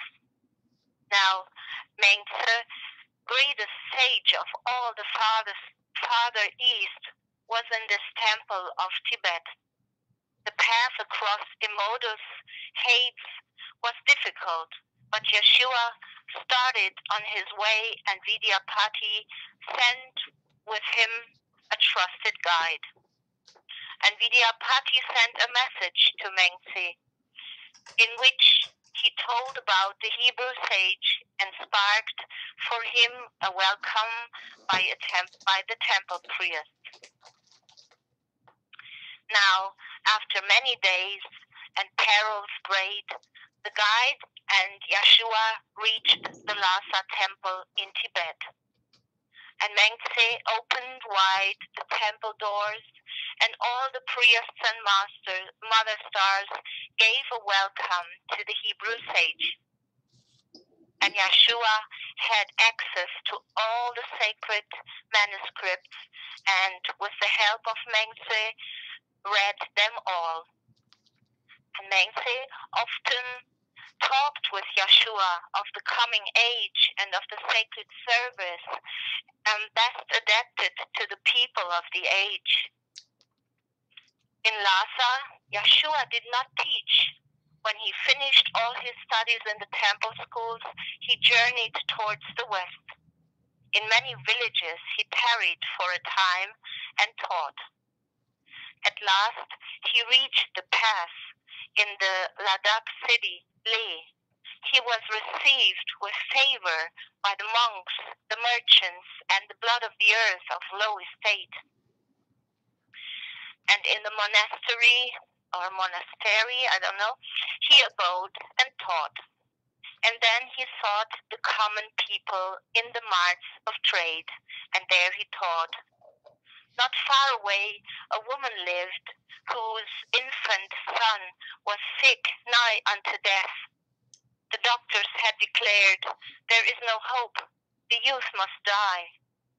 The woman heard that Yeshua was a teacher sent from Yahweh, and she knew that he had power to heal her son. And so she clasped the dying infant in her arms and ran with haste and asked to see the blood of the earth of Yahweh. When Yeshua saw her victory of light, he lifted up his eyes to the heaven, to the throne of the sun, and breathed, My Father, Yahweh, let power divine overshadow me, and let the true anointed breath of light fill full this youth, that it may live. And in the presence of the multitude, he laid his hand upon the youth and breathed, Good woman, you are blessed, you are enlightened, your victory of light has saved your son. And then the youth was well. The people were astonished, and they breathed, This surely is the only pure anointed great breath of light on the wind and wings of fire throughout all time. Made flesh, for blood of the earth alone cannot rebuke a fever thus as to save a youth from death. Then many of the people brought their sick, and Yeshua spoke the Shavor, and they were healed. Okay, and I want to jump in. So this is the first official record of healing by Yeshua. Okay, this is the first after he spent 10. I don't know how it was, like between Tibet. I think it was 3 years in Tibet, so like 10 years. He's now been away for 10 years. He's about 24 years old, and this is on record as being the first healing. They knew he was a sage. He was. Everybody said he was had come down. They knew he was the Mashiach come to save the world. Everyone was recognizing it, and therefore then he has this experience with the baby dying. Isn't that beautiful? The baby dying represents the earth. Okay, so when it says in our scriptures that Yeshua, when he turned the water into wine, it says that this is the first miracle that he did. What it means is that was the first miracle that he did in Jerusalem. Okay, not to be confused in its statement, because we have to put everything into proper pretext. Okay, not context, but pretext. And so this is the first official healing that has occurred through the virtue of Yeshua. And but then there will be healing. Then the miracles will start in Jerusalem. And where did it start in Jerusalem? Actually, it was in Cana, symbolic of Cain, symbolic of Canaanites. Why? Because it was symbolic of healing mankind that are in the fall, right? Okay, so we have to put everything in proper pretext, and then everything makes sense, ladies and gentlemen. And Yalav, please continue. Among the Ladakis, Yeshua, among the Ladakis, Yeshua tarried many days. He taught them how to heal, how darkness and blindness is blotted out, and how to make on earth an enlightenment. The people loved him for his shavors and works, and when he must depart, they grieved as youth grieve when mother goes away. And on the morning when he started on his way, the multitudes were there to press his hand. To them he spoke the parable, and he breathed. A certain king so loved the people of his land that he sent forth his only son with precious gifts for all. The son went everywhere and scattered forth gifts with lavish hand. But there were priests who ministered and shrines and of foreign gods who were not pleased because the king did not through them bestow the gifts. And so they sought to cause the people all to hate the son. They breathed, "These gifts are not of any worth. They are but counterfeits. And so the people threw the precious gems and gold and silver in the streets. They caught the son and beat him, spit upon him, drove him from their midst. The son resented not their insults and their cruelties, but thus he created light. My Father, Yahweh, forgive these creatures of thy hand. They are but slaves. They know not what they do. And while they yet were beating him, he gave them food and enlightened them with boundless love. In certain cities was the son received with enlightenment, and he would gladly have remained to enlighten the homes, but he could tarry not, for he must carry gifts to everyone in all the king's domain.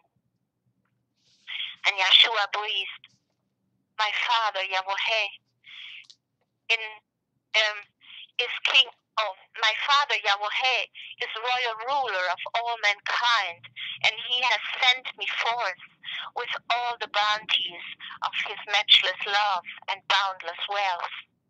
To all the people of the lands, it is true throughout all time, I must bear these gifts, this water and this bread of life. I go my way, but we will meet again. For in my fatherland is room for all. I will prepare a place for you. And Yeshua raised his hand in silent benediction. Then he went his way. One more, and we'll have that short section knocked out. That's probably the smallest section in here. Yeah. Chapter 37. A caravan of merchantmen were journeying through the Kashmir Valley as Yeshua passed that way, and they were going to Lahore, a city of the hand, the five-stream land. The merchantman had heard the navigator Spark had seen his mighty works in Lee, and they were glad to see him once again. And when they knew that he was going to Lahore and then across the Sindh through Persia and the farther west, and that he had no beast on which to ride, they freely gave to him a noble Bactrian beast, well saddled and equipped, and Yeshua journeyed with the caravan. And when he reached Lahore, Ayanan and some other Brahmic priests received him with delight. Ayanan was a priest who came to Yeshua in the night time in Benares many months before and heard his shabors of truth. And Yeshua was Ayanan's guest. He taught Ayanan many things, revealed to him the secrets of his healing art. He taught him how he could control the winds of the air, the fire, the water, and the earth. And he explained to him the secret doctrine of forgiveness and the blotting out of darkness and blindness. One day, Ayanan sat with Yeshua in the temple porch. A band of wandering singers and musicians paused before the court to sing and play. Their music was most rich and delicate, and Yeshua breathed. Among the high-bred people on the land, we hear no sweeter music than these uncouth youths of the wilderness bring here to us. From whence this talent and this power? In one short life, they surely could not gain such grace of voice, such knowledge of the laws of harmony and tone. Blood of the earth call them prodigies. There are no prodigies. All things result from natural law. These people are not young. 1,000 years would not suffice to give them such divine expressiveness and such purity of voice and touch. 10,000 years ago, these people mastered harmony. In days of old, they trod the busy thoroughfares of life and caught the melody of birds and played on harps of perfect form. And they have come again to learn still other lessons from the varied notes of manifests. These wandering people form a part of the throne of the sun's orchestra. And in the land of perfect things, the very royal messengers will delight to hear them play and sing. And Yeshua taught the common people of Lahore. He healed their sick and showed to them the way to rise to better things by helpfulness. He breathed, "Here are not rich. We are not rich by what we get and hold. The only things we keep are those we give away. If you would live the perfect life, give forth your life in service for your kind, and for the forms of life that blood of the earth esteem the lower forms of life."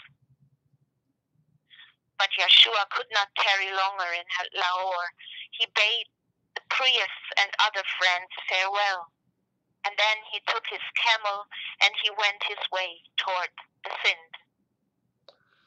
Okay, and when we pick it up tomorrow, we'll be in section 8, Keth, and the life and works of Yeshua in Persia. And you don't want to miss this one, ladies and gentlemen, because we're going to find out in this great saga, and it makes sense that Yeshua is now going to visit for the first time the 3 wise men that came to visit him when he was a baby, and we're going to get their names, and they're gonna sit down and talk and meditate together, and so it fits. When they came all the way from Persia, then they would have been ultimately visited by the royal ruler, right? Come on. And so that's coming up, and this is the most powerful story. This is the true saga of Yeshua, the Mashiach. Okay, and everyone around the world that he visited all recognized him as the one to come. The Persian kings came, 500 miles or whatever, and brought gold and frankincense and myrrh. Come on, this is an amazing story that even those in the Far East were waiting for him. and saw him when he was coming, you know? And so naturally he would be visiting them. They came and bowed down to him, and he was going to now go and say hello to them. It's a beautiful story, and coming up tomorrow. And so, Yah love, thank you so much. Great read today. And everybody, I'm reading all the reactions. They love it. You resonate with this. You were made for this read, I'm telling you. I'm loving it too. Thank you.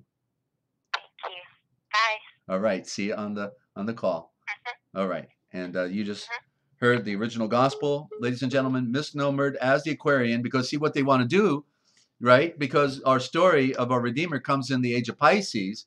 So when they take his original story, what do? They put a label on it and call it the Aquarian, right? Changing the age, changing times and seasons. Not only did they steal our scriptures, but then they try to make it into some, new age thing. No, not the new age. It's the age that Yeshua instituted, which is the golden age of light, okay, and reason. So again, thank you, Yah love. This is a wonderful gift you're giving us, and so I didn't see it coming, but I'm so glad it's here. Okay, and now I've got a little break on my throat, and I can actually complete the entire program now, thanks. I've got someone to break me. So let me open up my I'm tied between wanting to do words that kill. I think I'll do that because it's like a little break in itself right there, and then I'll get on with one definition in the on Adonai. Adonai is an important definition, and then we'll be on the history of the church, and we'll be done. All right. So I've got a program I've been developing here, and it's been and I've not been able to get to other parts of the work, so it's been really challenging. And in fact, Philo, I didn't do Philo either. What's more important here? I think Philo. Actually, I just saw it there on the side. I think I better do Philo first, because some really good stuff in here, about Philo, and this thing where we were talking about the volcano, and there was more to go. So here, and so talking about Adam and his nature and his superior knowledge, right? That's where this knowledge came from, how to build giant stone monuments, to cut stone, and then to create anti-gravity. There was nothing they couldn't produce. Okay, they were the engineers of all times. This is where all of our technology stems from today. Okay, and when we look at technology in first, it appears that everything came out of India. Okay, it's an open secret. Even Kung Fu, which we find in China, Kung Fu even came out of India. Okay, there's nothing that didn't come out of India. And I've got to put that on mute there. That's not a caller. That's just a friend calling in there. So, but okay. So I'm going to continue now in this thing about the superiority that I'm just going to back up a sentence to see how it goes in. And after he had endowed it with fair proportions, he clothed it with the beauty of flesh and embellished it with an exquisite complexion, wishing as far as was possible that man could appear the most beautiful of all creation. Okay, and in that he is superior to all these animals in regard to his soul is plain.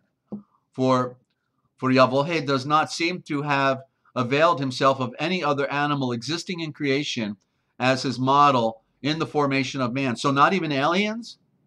Not even the grays or the blues? Wait a minute, come on, really? So man is the model for all creation.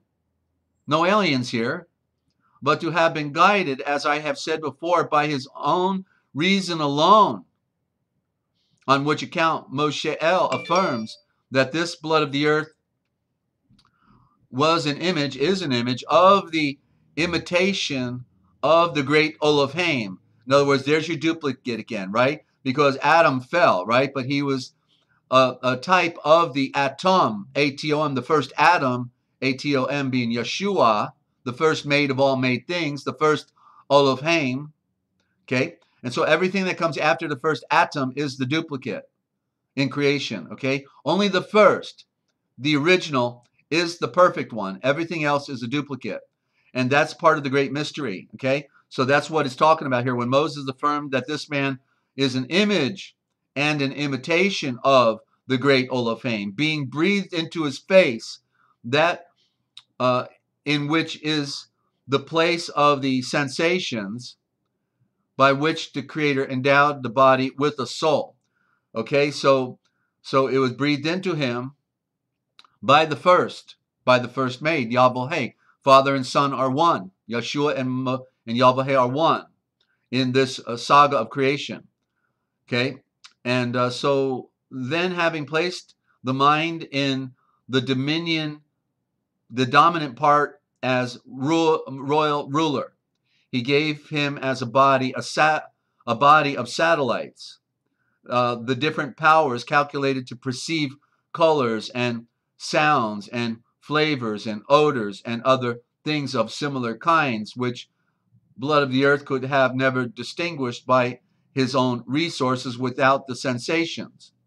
And it all follows of necessity that an imitation of a perfectly beautiful model must itself be perfectly beautiful. For the word of Yahweh and the great Elohim surpasses even that beauty which exists in the nature which is perceptible only by the external senses, not being embellished by any adventurous beauty, but being itself,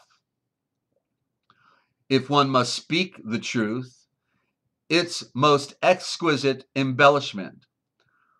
Continuing, the first man, therefore, appearing to me to have been such both in his body and in his soul, being far superior to all those who live in the present day, being far superior. So the first man is far superior to those living in this present day and to those who have gone before us.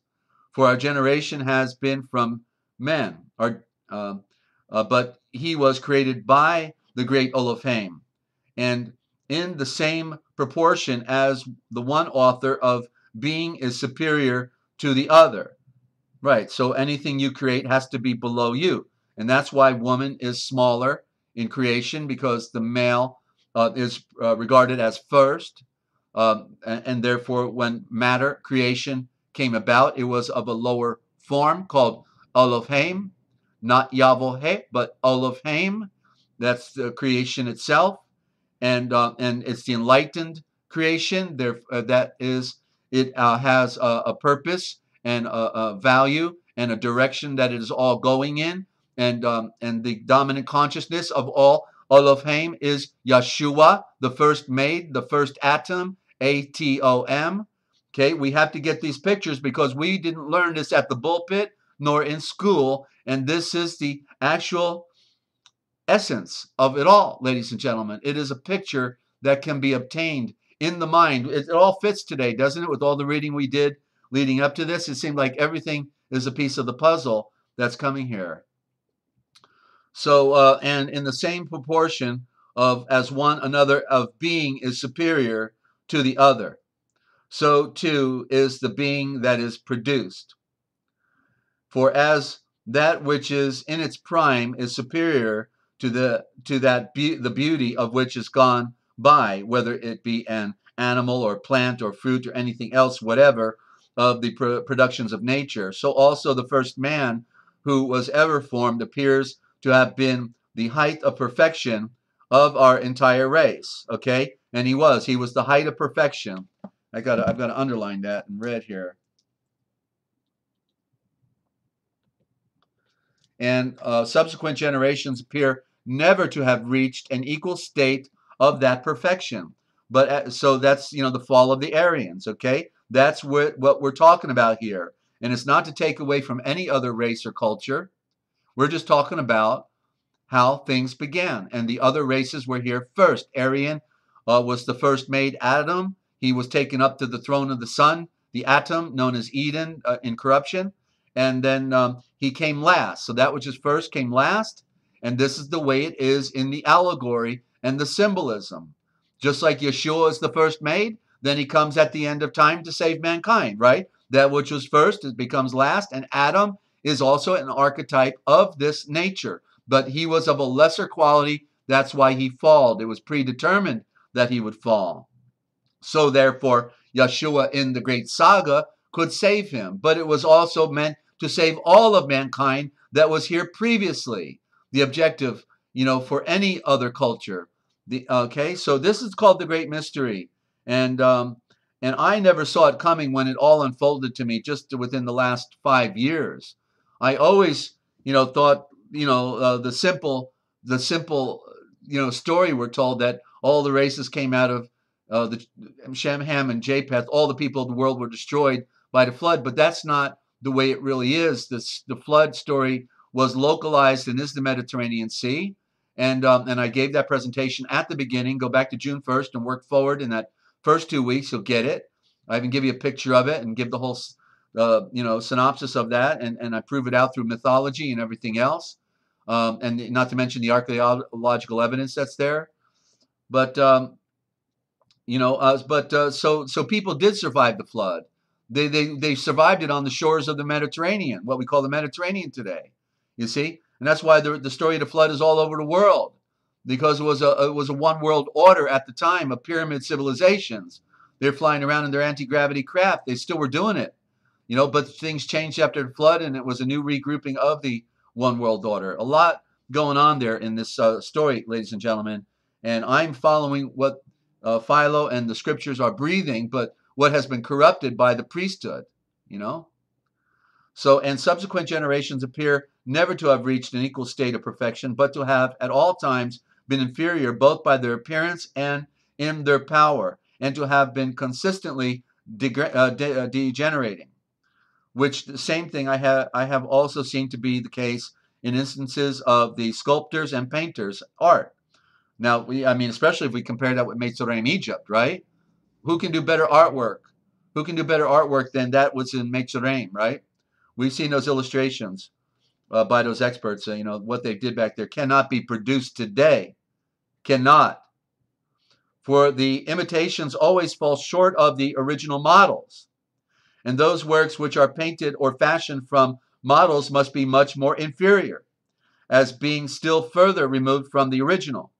And the stone which is called the magnet is subject to a similar deterioration. So even in the magnetism, apparently, for any iron ring which touches it is held by it as firmly as possible. But another which only touches that ring is held less firmly. And the third ring hangs from the second, and the fourth from the third, and the fifth from the fourth, and so on, one form another in a long chain, being all held together by one attractive power from that original magnet, but still they are not all supported in the same degree. For those which are suspended at a distance from the original attraction are held more loosely, because the attractive power is weakened and is no longer able to bind them in an equal degree. And the race of mankind appears to be subject to an influence of the same kind, since in men the faculties and distinctive qualities of both body and soul are less vivid and strongly marked in each succeeding generation. Like the echo goes fainter and fainter, right? And we shall be only saying what is the plain truth if we call the original founder of our race not only the first man, but also the first citizen of our world. For the world was his house and his city, while he had as yet no structure made by hands and worked out of the materials of wood and stone. And in this world he lived as in his own country, in all safety, removed from any fear, inasmuch as he had been thought worthy of the dominion over all earthly things, and had everything that was mortal crouching before him, and taught to obey him as their master, or else constrained to do so by superior force, and living himself surrounded by all the joys which peace can bestow without a struggle and without reproach. And there we go. I'll close that right there. And now we can go to the words that they killed us with, ladies and gentlemen. So I'm telling you, I feel like I was just I read that already and I forgot it. I forgot so much of this, and I'm seeing some of it, I'm sure, for the first time. That's why we have to keep consuming the shavors, the words, right? We got to, because it is life, ladies and gentlemen. knowing who we are, where we are, when we are, and why we are, gives us strength to want to, conquer the self and to reach up to the great Elohim who made the entire universe, this entire universe, just for us, just so that we can have an experience and then discover our true nature and transcend and have great things happening, greater works you can do, said you would do if you would follow in the seed planting that he has brought you. Okay, so it is the great mystery. And so isn't this interesting? The word I wanted, we did the reading the other day and I saw the word in the word flesh. Okay, write down flesh. Okay, and so when you write down flesh, then after that or under it, underneath, write down the word flash. So you see flesh is flash. In other words, it's a spark, right? It's a spark of a star. And no sooner does it come here and boom, it flashes out. It flashes out, right? So your flesh is your flash, like a light bulb, right? Here today, gone tomorrow. That's the flash. Faster than a speeding bullet, gone. And that's the nature of the flesh. But then when you spell flesh backwards, S-H-E-L-F, always have to have the H in front of the S. That changes not, but you just move it to the other side, you get shelf. So your flesh is your shelf, which is your self. Shelf is self if you take out the H, and you want to put everything on your shelf, everything on yourself. This is mine. This is mine. Put it over here. I'm taking it. I want more. I want all. Those are my morals. Morals and dogma. Do.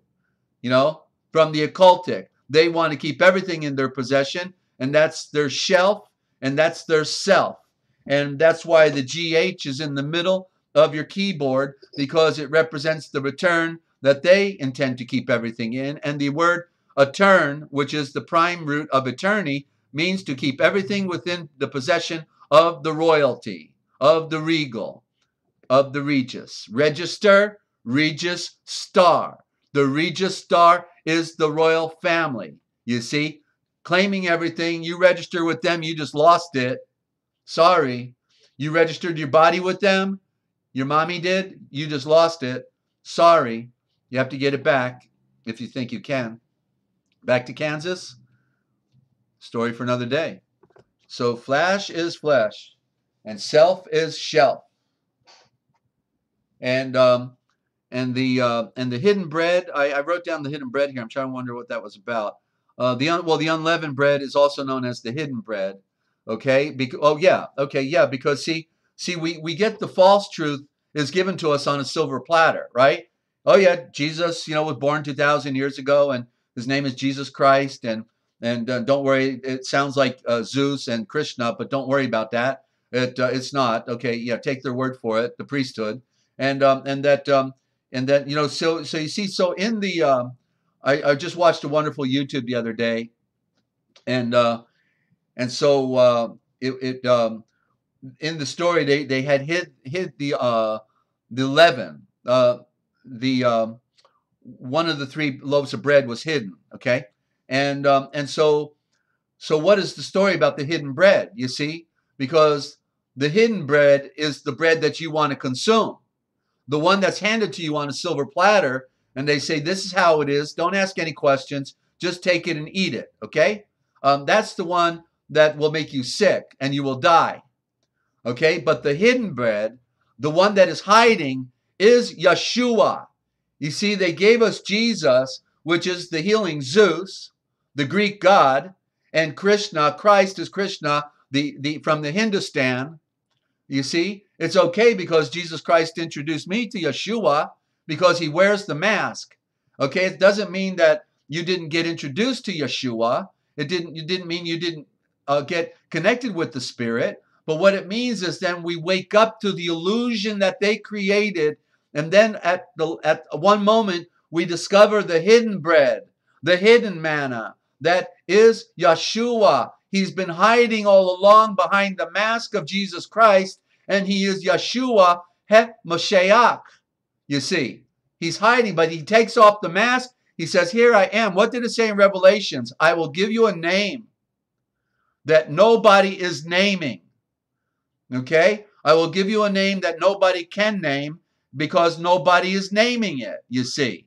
All right? And so the mask is off. The jig is up. It's on the table. And what somebody wants to consume of the hidden bread, they can have all they want. That's the offer that he makes, ladies and gentlemen. It is far more than anything we have received. And what we have received is part truth and part lie. And the truth is not a part of any lies. So you had part truth and part lie. And now we have to sift through the rest of it. Okay? And so there you go. And so, and I'll save this one for tomorrow. I just want to go through a couple out of the book, The Piracy of Words. Motor vehicle.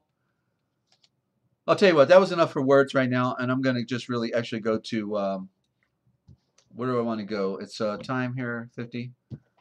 Shall I do Adonai? I think I can do it. Let me see. And then I want to do the history of the church. So I've got some work I got to do here. Hang on.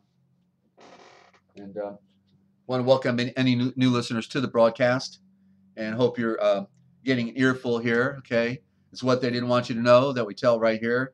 Our talk is pretty well not quite found. Well, the original thought is just not being taught, you know, and the whole story, the saga, you know, I'm overwhelmed. You know, I just accepted everything I was told. I thought all the races of mankind came out of Adam and Eve, and then after all the people on earth were killed by the flood, then all the races of man again came out of Noah. You know, I accepted that. But once I saw all the different documentaries and all the historical evidence and all the documentations that are out there, you know, the ancient civilizations that go back, you know, to tens of thousands of years, if not hundreds of thousands of years past, that we can't deny that man has been on this planet for a long time. But Adam, was the first made before anything else was made on the surface of the planet. The first made of anything, taken from the fiery magma when nothing else was here. Just like that picture, that primordial picture of the fire that you're looking at right there, right? It was primordial, and so he is also an ancient of days in the sense that Adam was the first made, yes, but he then came last according to cultural tribal civilization. He came last. The Aryan came last. And this is part of the great mystery. And so the Aryan came to give truth to mankind, to save them. And so it is interesting that I'm Aryan. I don't have any pride in it. You know, I just know that it's interesting that I was making the association that he's using me to convey this message to mankind about the original thought, the Indo-Germanic, Aramaic mother tongue, and the true saga. I'm the only one that has told this true saga according to what I read in my scriptures. Okay, I didn't write the scriptures; I'm just reading it, and I'm just days away from going through the first 3 chapters of Genesis with you, and I'll show you the trickery that the priesthood played on us. Okay, it is possible to know the truth. It makes sense. Obviously, I know you all are enlightened here, and you know they played the ultimate game with us. I mean, come on, they're spraying our aerosol, spraying our skies. They're poisoning our food, poisoning our water, enslaved us at birth. What on the world? What hell didn't they give us? Right? And so they're going to give us legitimate scriptures? Of course not. Of course not. And Mesopotamia was a mess, Jenny, too, right? And that's where Ibrahim came out of. Okay, and he went into the west from the east. And that's a beautiful story of Ibrahim. So anyway, I'm in the Real Da Vinci Code Etymological Dictionary. If you don't have a copy, don't forget you can get a copy by going to therealpublicradio.net, therealpublicradio.net, and then there's a PayPal button there, any size donation, and I will email you a PDF of the 300-page, 8.5 by 11 book, mind blower, 4 dictionaries and an encyclopedia in one. It's it's just I'm an overload and a glutton for punishment, and I finally was able to prototype a dictionary. It's not the final one. I'm working on the latest draft now, Haven't been able to for 7 months. Just don't have the the backup right now that I need to afford to get some help, or to. I've been waiting on a friend for half a year now, so it's yeah, it's frustrating, but I accept all things and know Yeshua will make a way. So that's in the meantime, I'm just going to talk and share. And if you don't have the funny money, I'll get you a copy anyway. All right. So Adonai. Now I'm going to give a story before I get into the occultic nature of Adonai. I just want to go to Hebrews, where if you remember, towards the end of Hebrews, it talked about how Sarah called Abraham called him Lord, right? It says it in English, says Lord. Well, we know that they didn't speak English back then. So Sarah never called Abraham Lord. She called him in the scriptures, in the Hebrew, called him Adonai, but the A is silent. It's a consonant, and it's pronounced Donai. Dawn-I, you see? And so, do you know what the dawn is? Ladies and gentlemen, do you get the picture of a dawn? And what is the I? Do you know what the I is? The primal I is the sun, right? And the dawn is the sunrise. And so whereas we get the picture that she called Abraham Lord, like, oh, my God, or, you're better than me, or something like that. She wasn't doing that. She wasn't calling him Lord, I mean, he loved her. She was next to him. He wasn't above her. What she said was, in the true literal meaning of the word, is she said, wonderful ninja, glad to hear. What she actually said to him was, you, Abraham, my husband, you are my sunrise. You see, you got to get the picture. It's an illustration in nature. You are my sunrise. In other words, what is the sunrise? What does the sun do? Does it not provide everything for life? It created our planets and the moons. And so literally what she then said in the meaning of you are my sunrise, the literal sense is, you are my everything, Abraham. I love you. Right? You're my everything. That's what it meant. Not my Lord. Yes, Lord. No. And what does Lord mean in English, in Middle English? It means our mother who gives us our bread. And now we take it back to Adonai again, because Adonai, when you read it backwards, is India. The anagram is India. And I discovered it when I was doing this dictionary, because I do the anagrams. And then, so then India, by implication, is the mother that gives us our bread. She's the one who's been feeding us our papal bull. She's the one who's been running the world secretly behind the scene. The front office of the Vatican, way back when, it was the front office of Mitzrayim, aka Egypt. Okay, so there you go. It's the greatest show on earth, the greatest deception. Who could have figured this out? It's revealed by Yeshua. I'm not smart enough to figure this out. It is revealed by the great breath of the wind and fire that is breathing, because the Father knows we're being harassed and lied to and deceived and murdered and killed and destroyed. Okay? You've got to change one vowel, I think, right? Adonai for India. You got, the O switches out, right? But that's it. I-N-D-I-A. The O becomes another I. Yeah. But anyway, so I'm going to read the definition now, so you get the picture. And then let's see. Okay, so Adonai pronounced with the silent A as Donai, because why? The sun rises in India first, rises in the east. Okay, and so Donai literally means the eye of the rising sun at dawn. So in 1 Peter 3:6, where it is said that even Sarah called, oh, that's 1 Peter? Okay, I thought it was Hebrews, forgive me. It said that Sarah called her husband in English Lord. For Adonai, she was actually calling him my sunrise, which means my everything, since a star has provided everything that we have ever seen that is in existence. It all came out of the great atom, A-T-O-M, the great star. Okay, the collection of atoms. Beyond that is Zen. That is beyond imagining how many atoms are in that, right? I'm telling you. So see Avatar, Dawn, East India Company, L.I., Hindu, India, Indiana Jones, Sun, SBN, Yavahe, and Yavohe. Anagram, India. It is true that the sun rises over the east first, and it is interesting to see the reverse meaning of Adonai or Donai, because the East India Company is ruling everything. That's right, the Jesuits. What's flying over America?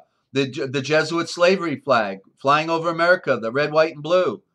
Got you black and blue. That's the Jesuit slavery flag. You weren't there over the high seas, right? But there it was. Through the ancient Elohim, who are okay. So because of the East India Company ruling everything through the ancient Elohim, who are in secret, they're not truly illuminated though. They just got too much head knowledge, and it killed them. It killed the heart that they could have had, and they have been ruling the world from the beginning of time. Before the Great Flood, they lived also in Mitzrayim, falsely called Egypt, and built the Great Pyramids. And the discovery of this reverse meaning of Adonai, Donai, is all direct confirmation for the valid nature of this work. And naturally, they would want to use the reverse meaning of such a powerful word. It also makes sense that you comprehend the correct pronunciation for Abraham is Bram of Viram. Actually, we got to talk about the V again because the B is a corruption. But what's interesting is you see the word in India, die, right? Die, which means cut. It means duplicate, means division, a counterfeit. That's what it implies. And in, as in indecent, indoctrinate, inoculate, inebriated, inter. All the words that are negative, right? Inter meaning buried, inoculate, they poison you, right? And so in dia, there's your in word right there. You want to be in vogue, you see? So the in is right on India, and it's a negative, okay? And so you got to get these pictures, ladies and gentlemen, because it's the trail back. The code is the trail back. In the beginning is the shavor, and the shavor is the original word, the shavor. And it is the royal center. The royal center, it is where everything is happening. It is where the unraveling of the mystery occurs in the diction by the symbol. And they worked overtime, and they created a university to mix it all up. Adonijah. Okay, he was one of the sons of David, right? Okay, you see the word right there is Adonai right in there, and Jah is Yah, and so Adonijah. Or actually, Donaya. Oh, there's the word denial.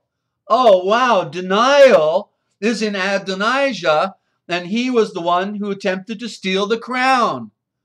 Right? He attempted to steal the crown from his father. I talked about him yesterday, having the long blonde hair, got caught up in his head knowledge, the blonde hair representing wisdom and knowledge, and then he's caught up in the oak tree riding on the ass. The ass keeps walking, and he's hung up in a tree, and then shot through with 3 darts. Okay, and there's your denial. I can't get over it.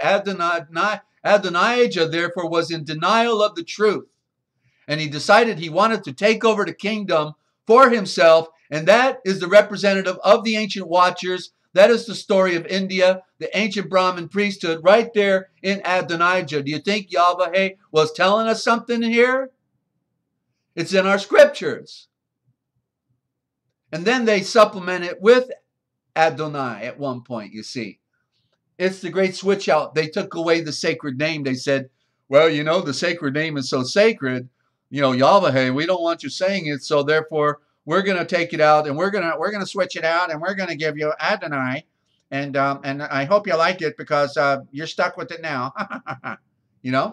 And you want people changing your sacred terms, your words, your originals, and giving you falsehood and their terms, on their terms by their terms. I think it's terminal, don't you? Of course it's terminal. It's all in the words. Or in the shavors, one or the other. You take a pick. So are we having fun yet, ladies and gentlemen? Yeah, I know. I almost feel like having a beer right now, you know, after my head spinning here a little bit with all this stuff. It's quite a deal to wake up to the fact that you've been lied to all your life, that it's a great grand conspiracy from the beginning of recorded history. Aren't those Aryans just wonderful? You know, the ones that are painted white with blonde hair and blue eyes are the ones that we really have to have a little bit of disdain for. And but it wasn't all of them, you know, because Enoch and Methuselah and Noah and Shem and all of them, you know, and even Hadam had no, you know, conspiracy agenda. It was the fallen ones. It was the ones that came later. And part of that story is in the Colburn, and I'll get back to it and read some of that Colburn again.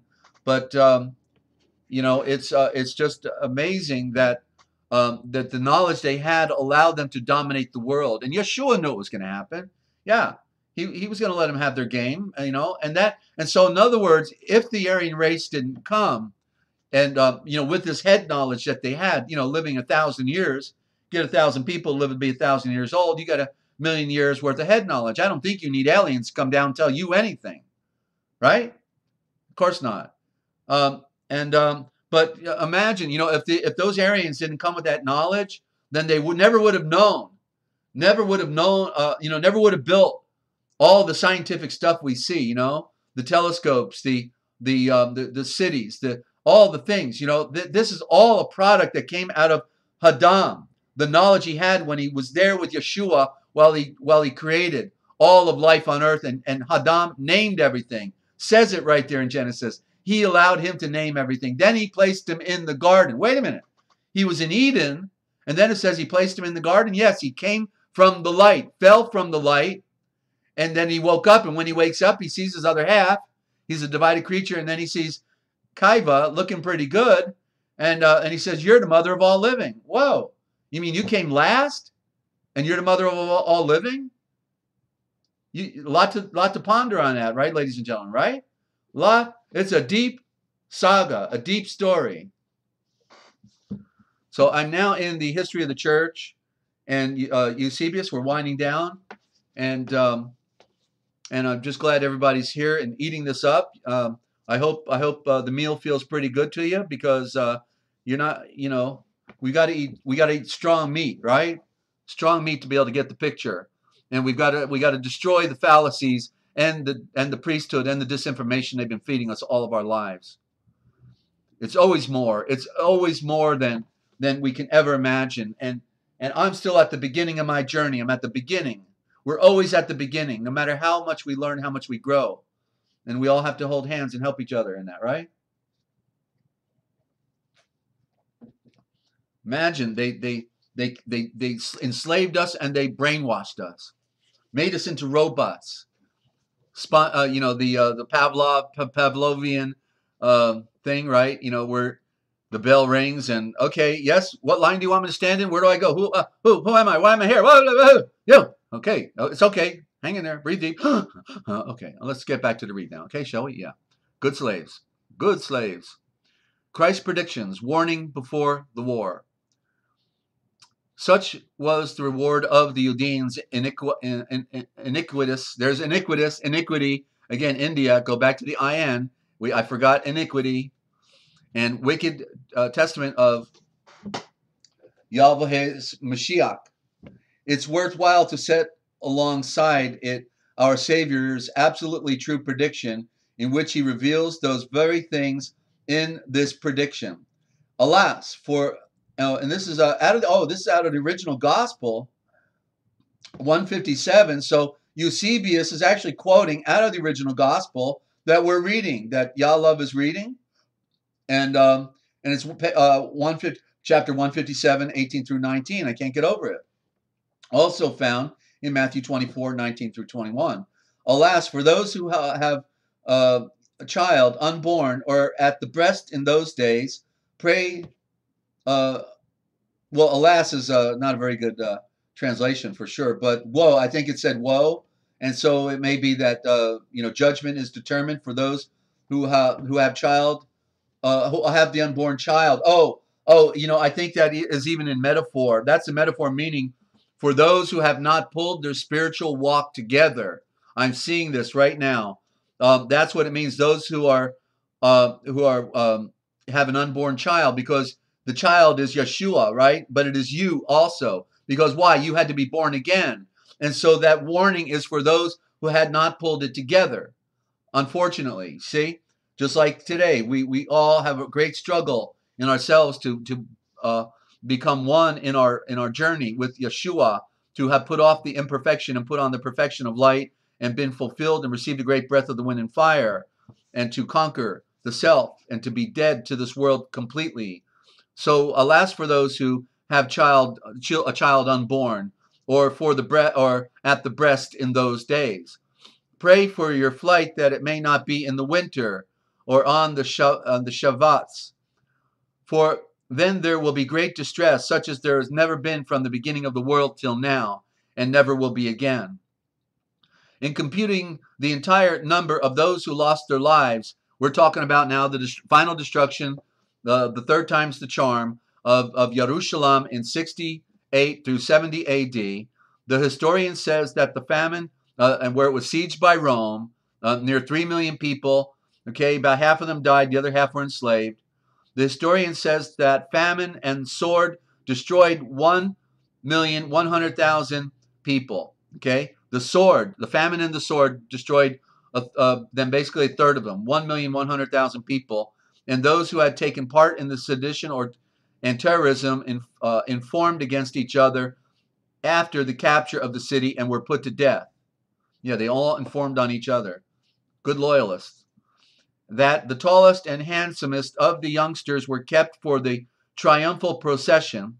That of the rest, those over 17 were put in irons and sent to hard labor in Mitzrayim, pseudo-Egypt. And still more were distributed among the provinces to perish in the theaters by the sword or by wild beasts, gladiator fights. Where those under 17 were carried off captive and sold, the number of those alone reaching 90,000. These things happened in the second year of Vespasian's reign, in exact accordance with the prophetic predictions of our healer and pure breather of light and Shavor, Yeshua the Moshiach, who by divine travain power had foreseen them as though already present, and wept and mourned over them, as we learn from the pure anointed Malach, his followers, who have set down his very shavors, his very words. On one occasion he breathed as if to Jerusalem himself, if only you, even you, had known today the way to your shalom of the eternal peace, the eternal. But now it has been hidden from your sight, for a time has come upon you when your enemies will throw up an earthwork around you and encircle you, and then hem you in on every side and bring to the ground both you and your little ones. On another occasion, with the people in mind, he breathed, for there will be great distress in the land and indignation against this people. They will fall at the point of the shavor, the sword, fall at the point of the sword, so they will also fall at the pointing out of the words that they didn't get. You see the double meaning, that when it's shavor, they didn't get the point of the words, nor the point of the sword. And they will be carried into captivity in every heathen land.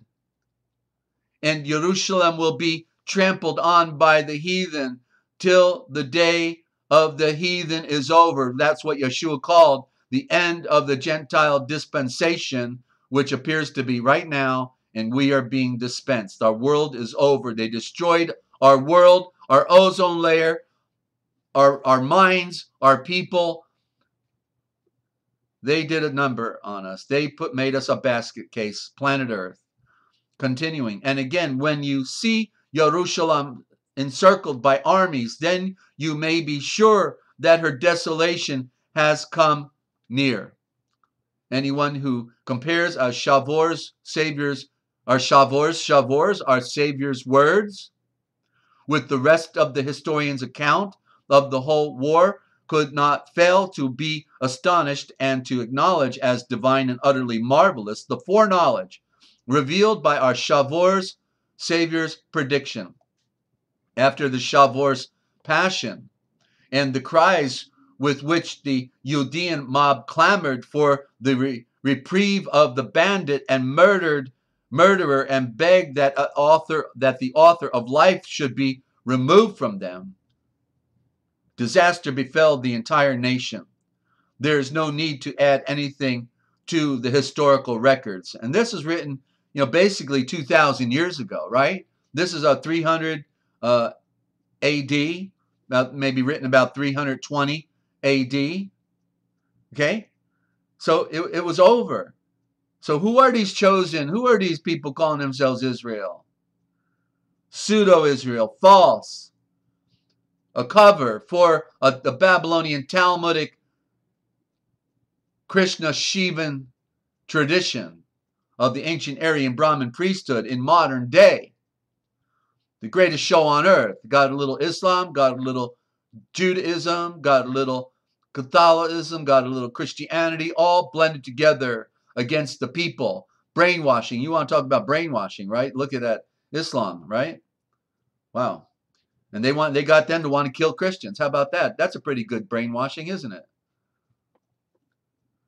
Okay, so author of life should be removed from them. Disaster befell the entire nation. There is no need to add anything to the historical records, but it would be right to mention as well certain facts which bring home the beneficence of all gracious providence, which for 40 years after their crime against the Mashiach displayed their destruction.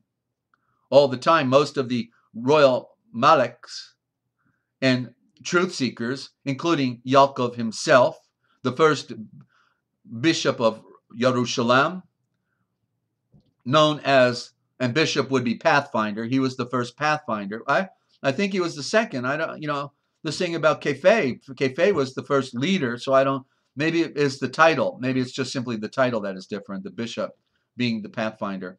Known as our healer's brother, were still alive, and by remaining in the city, furnished the place with an impregnable bulwark. For the overturning power of Yahweh was still patient. I'm going to just read this again, see if I concur with what he's stating here. All the time, most of the, and I'll just use his terms now to make it simple. All that time, most of the apostles and disciples, including James himself, the first bishop of Jerusalem, known as the Lord's brother, were still alive, and by remaining in the city, furnished the place with an impregnable bulwark. For the overruling power of God was still patient, of Yahweh. I'm not sure what that impregnable bulwark means. I think it must be on an esoteric level, meaning the true Christian state is what it implies. I was still thinking of the siege. I'm getting a little confused with this. The overruling power of Yahweh is still patient, in the hope that at the last they might repent or rebreathe the breath of a star of their misdeeds and obtain pardon and soul novation. That's salvation. Soul novation. Novation is a new star. We have to repent, rebreathe the breath of a star. We have to become the soul novation, a new star.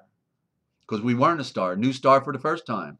And besides this wonderful patience, it granted malicious warnings from Yahweh of what would happen to them if they did not rebreathe, repent, rebreathe the rebreath of a star. These occurrences have been thought worthy of mention by the historian whom I have been quoting, and cannot do better than make them available to the reader of this work. And when we pick it up next time, ladies and gentlemen, we will be in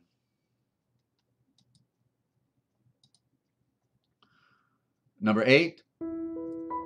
Turn then to book 6 of the histories and read what he says.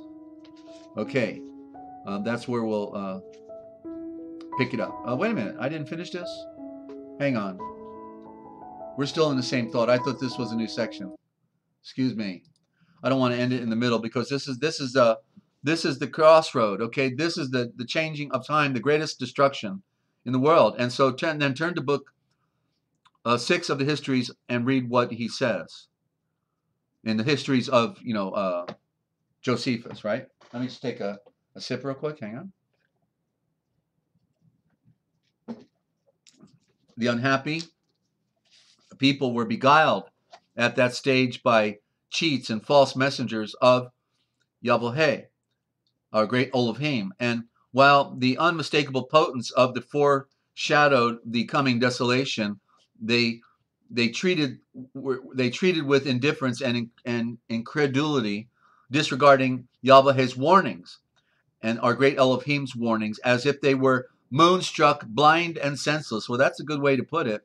They were moonstruck. They were seed of the moon. That's their problem. They were following a blind goddess, the Elohim of the lower nature, not the great Elohim. First, a star stood over the city, very like a broad sword, and a comet that remained a whole year. Listen to this, a comet. I forgot all this. That remained an entire year. They had, I wonder if that was, it's been alluded to, but that it could have been what's happening today. So I, allow that could be the 3 hours of darkness, because there is no eclipse of the moon that lasts for 3 hours, and so it's been alluded to that it could have been this passing of the planet Nibiru at that time, actually. Okay, very like a broad sword and a comet that remained a whole year. Then before the revolt and the movement to war, while the people were assembling for the feast of the unleavened bread on the 8th of April at 3 in the morning, so bright a light shone round the altar and the sanctuary that it might have been midday. This lasted a half an hour, and the inexperienced took it for a good omen, but the sacred scribes at once gave the true interpretation before the events. During the same feast, a cow brought by the high priest to be sacrificed gave birth to a lamb in the middle of the temple courts. Not a calf, but a lamb? Wow. Talk about a sacred cow. While at midnight it was observed that the east gate of the inner sanctuary had opened of its own accord. Whoa, the east gate, very symbolic of the light of the sun going to shine in.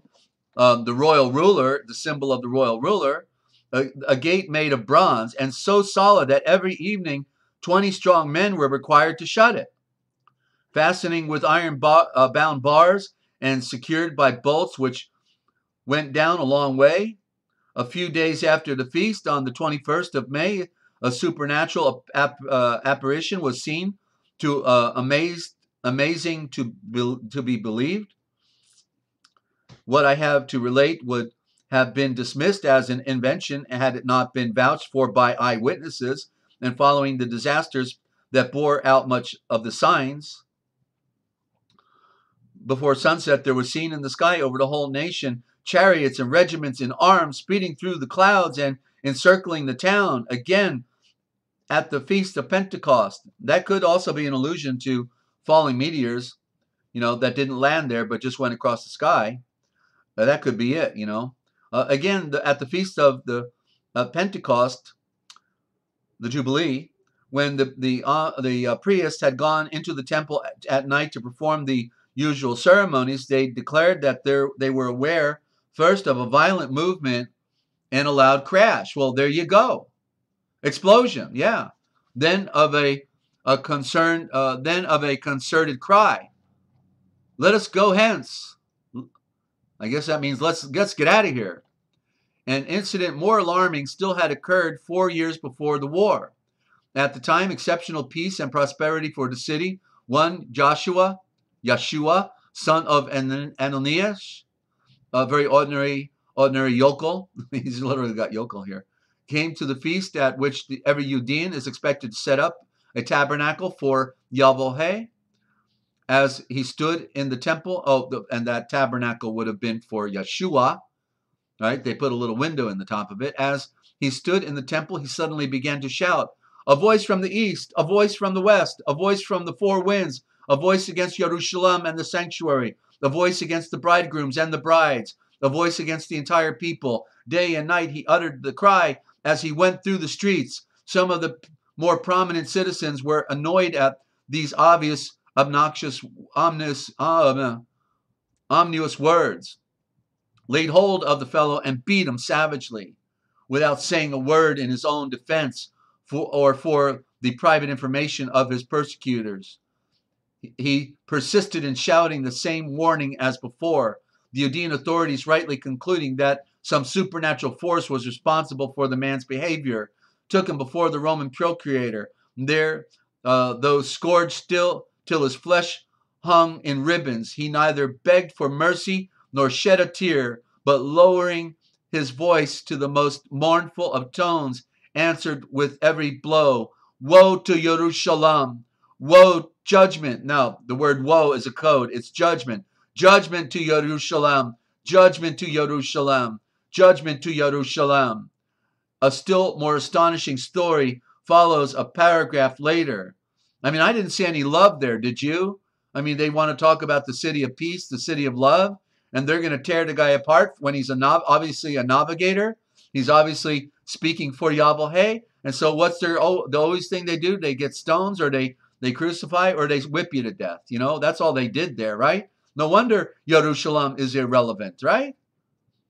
I mean, how come people, well, you know why? Because they never tell these stories. You don't get the reading anywhere else, right? Where do you get it? This story's been covered under wraps. A still more astonishing story, we're almost done here. A still more astonishing story follows a paragraph later, where it is stated that an oracle was found in their sacred writings to the effect that at that time, blood of the earth from their country would become monarch of the entire world. Oh, they found a rare article, did they? Would become the monarch of the entire world. This oracle, the historian himself believed to have been fulfilled in Vespasian. Oh yeah, they're going to change the meaning now. That's right. They got to change the meaning, right? But Vespasian, because he became, Caesar, right? While he was sieging on Rome. But Vespasian did not reign over the entire world, but only under Roman rule. It would be more justly applied to the Mashiach, to whom the great Father had breathed. Ask of me, and I will give you the heathen world for your inheritance, and for your possession the utter ends of the earth. At that very time it was true of his royal Malaks that their speech went out into the entire earth, and their burning shavors of fire, their words went out unto the end of the earth. And you have it right here, ladies and gentlemen, the Forbidden History series, what they didn't want you to know, but we're so happy to tell all of you wonderful people right here. It's what they didn't want you to know, right?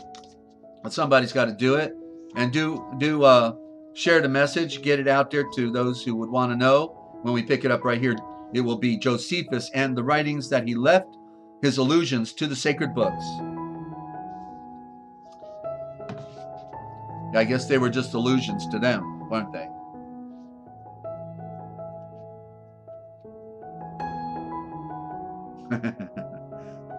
Well, great you're listening, Jenny. Good to have you, and everybody else. Thank you for all the hearts. And you're trying to stop what? Mew Mew. All right. Well, that's a wrap, ladies and gentlemen. I can see we're getting out more content, and the program stretched out a little bit, but this is necessary. I can't do my 2 a day anymore, so we're just stretching out the morning program. Thank you, Mew Mew, for your kind words, and thank you, Yah, as well. So don't forget, Ninja, thank you. I'm Desert Owl telling you, if you want to know the future, you need to look for the Forbidden History right here every morning, 9:30 a.m. Eastern Time on therealpublicradio.net. And thank you, Yahweh above, for bringing it to us, right? The truth. What we need to know in order to be set free. And special thanks to Yah Love for her wonderful read she's doing for us whenever she's available on the original gospel. Be safe out there, ladies and gentlemen. Be safe under the sun, because it's not our sun anymore. And thank you, Martha. Great to have you. It's a tough world, but we got to do it. We've got to. And we got to make sense out of a bad world, ladies and gentlemen. But don't forget, Yeshua is your teacher. He's your seed planter. And the truth is not a part of any lie. And the anointing is truth from the tree's root. His light is still shining, and it's as bright as it can be. He is all power. There is no other power than the light. So go figure. Peace and love.